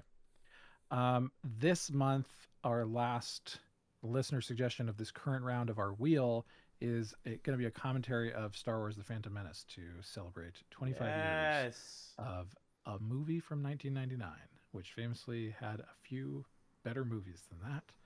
But that movie's still pretty good. $5 a month gets you thanked right here at the end of every episode. Thank you to, of course, domestic partner of the podcast, Amanda. She's great. Thank you also Arthur, Emily, Emrys, Felicia, Jen, Justin, Kyrie, Lee, Marcus, Maylouise, my mom, Nick of the Brothers in Infinite War, Noel, Six, and Stefan. Thank you, folks, for supporting the show. Thank you also to Camilla at Camillastrator for our podcast art. Now it's time, Alan, for Chatzums. You're gonna snack on a Chatzum all week long to fill your little tummy. What is it, the Chatzum? What's your Chatzum for this week? I have two Chatzums. I have a somewhat funny, serious one, and then I have a just media one. I figure you were going to talk about the Kendrick album, so I'm not going to bring it up if that's going to be your Chatzum. No, take it. I want you to have it. I'm just calling you out. My first Chatzum is the more serious one. Something I've recently discovered. I'm sure we have plenty of other listeners out there who are neurodivergent or deal with things like depression and anxiety the way that Magellan and I do in our very special, fun ways. I, in particular, have a very acute form of anxiety that makes me want to do bad things. And so one of the solutions I found recently, like, genuinely helps with that, besides obviously like talk to your doctor, go to see a therapist, etc., etc. I'm not BSing you guys here. Sour candy is like really good for panic attacks. Yes, that's true. Biologically, I think it has to do with you're distracting your brain for long enough that it's allowing the like chemicals to reset just long enough. But we had the like sour candy moment from like a previous scene of Chatz. That wasn't because I was anxious. That was just because I was hungry. But like I keep those sour candy straws in my first aid kit in my apartment, because if I'm like really high key anxious and I pop a couple sour candy straws, it like generally fades. So it seems weird, but I'm telling you, it works from first-hand experience. So give it a shot if that's something you deal with. And then media-wise, remember that time I Chatzum the Daily Stoic in like 2019? Remember the Daily Stoic? I do remember your year of stoicism. There's a YouTube channel that I probably also Chatzummed, like a movie or film YouTube channel, talking about how the movie Gladiator is about stoicism. And with the release of its sequel, I finally watched Gladiator last night. Is it good? You've seen it. You reviewed it on Letterboxd. Yeah, I saw it when I was a kid. I saw it when I was a kid. It's been a while. I want to rewatch it. It's pretty good. I think it actually, if you view it through the lens of like a stoic male protagonist, like here's what a male character can be.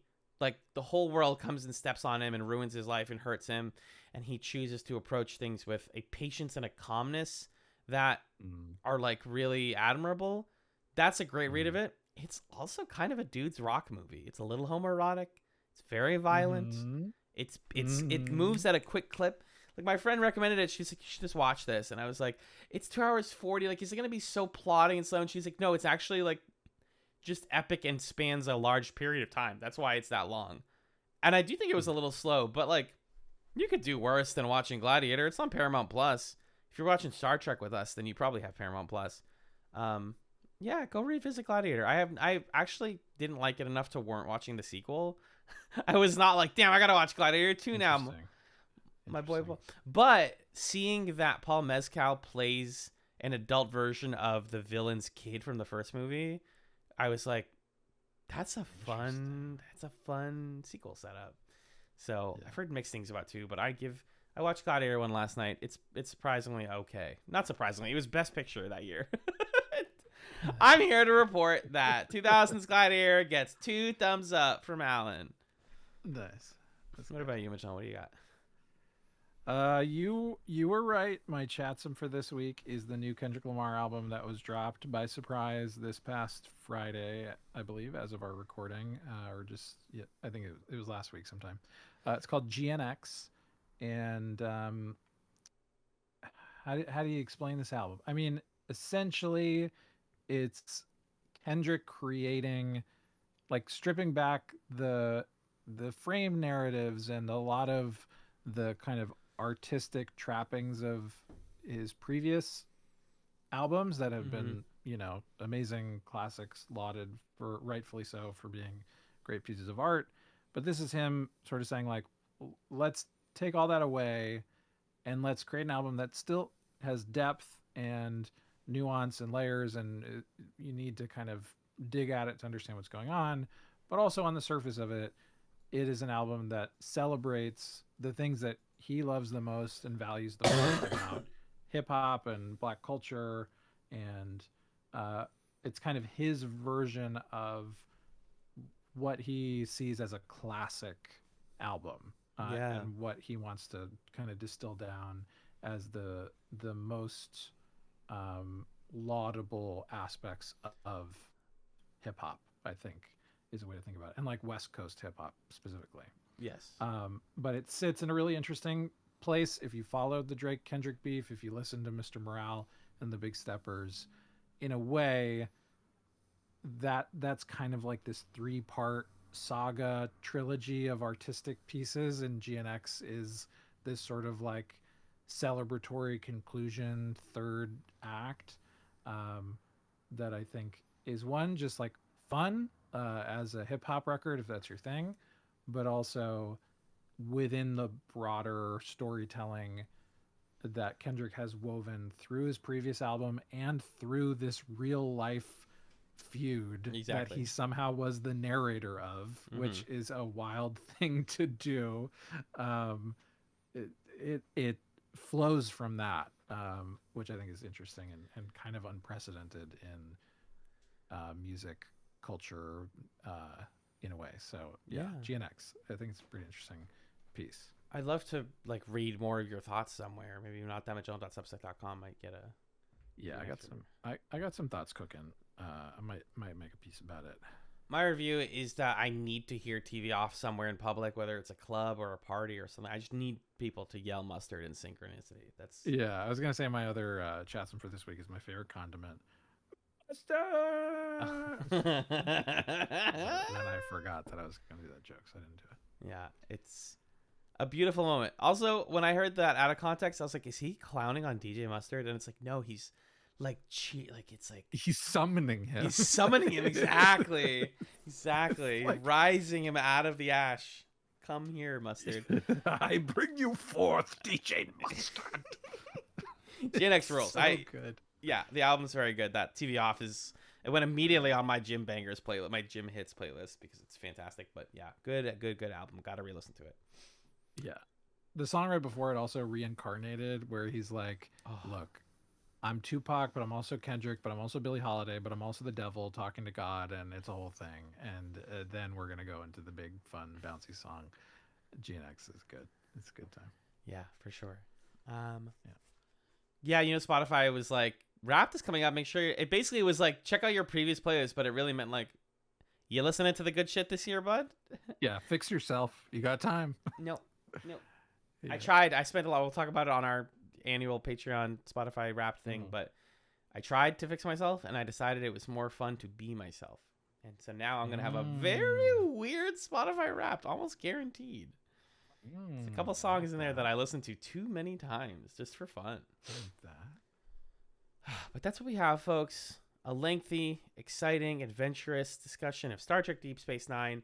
And as I peel my buttocks off of this chair with one more plea, I say thank you to Magellan for being the Rom to my Nog. Earlier, I was the Cisco. He was the Nog. Now he's the Rom and I'm the Nog. Because he's a supportive father figure of sorts who loves and cares for me and wants to see me grow. Aw. Yeah. Alan, put in the Oz. Come on. Go ahead. Yep. And if any of you mess with Alan, I will end you. Understand that, brother. The quiet rage is so good. Anyways. Thanks for listening to TrekChatz. Peace. Bye-bye.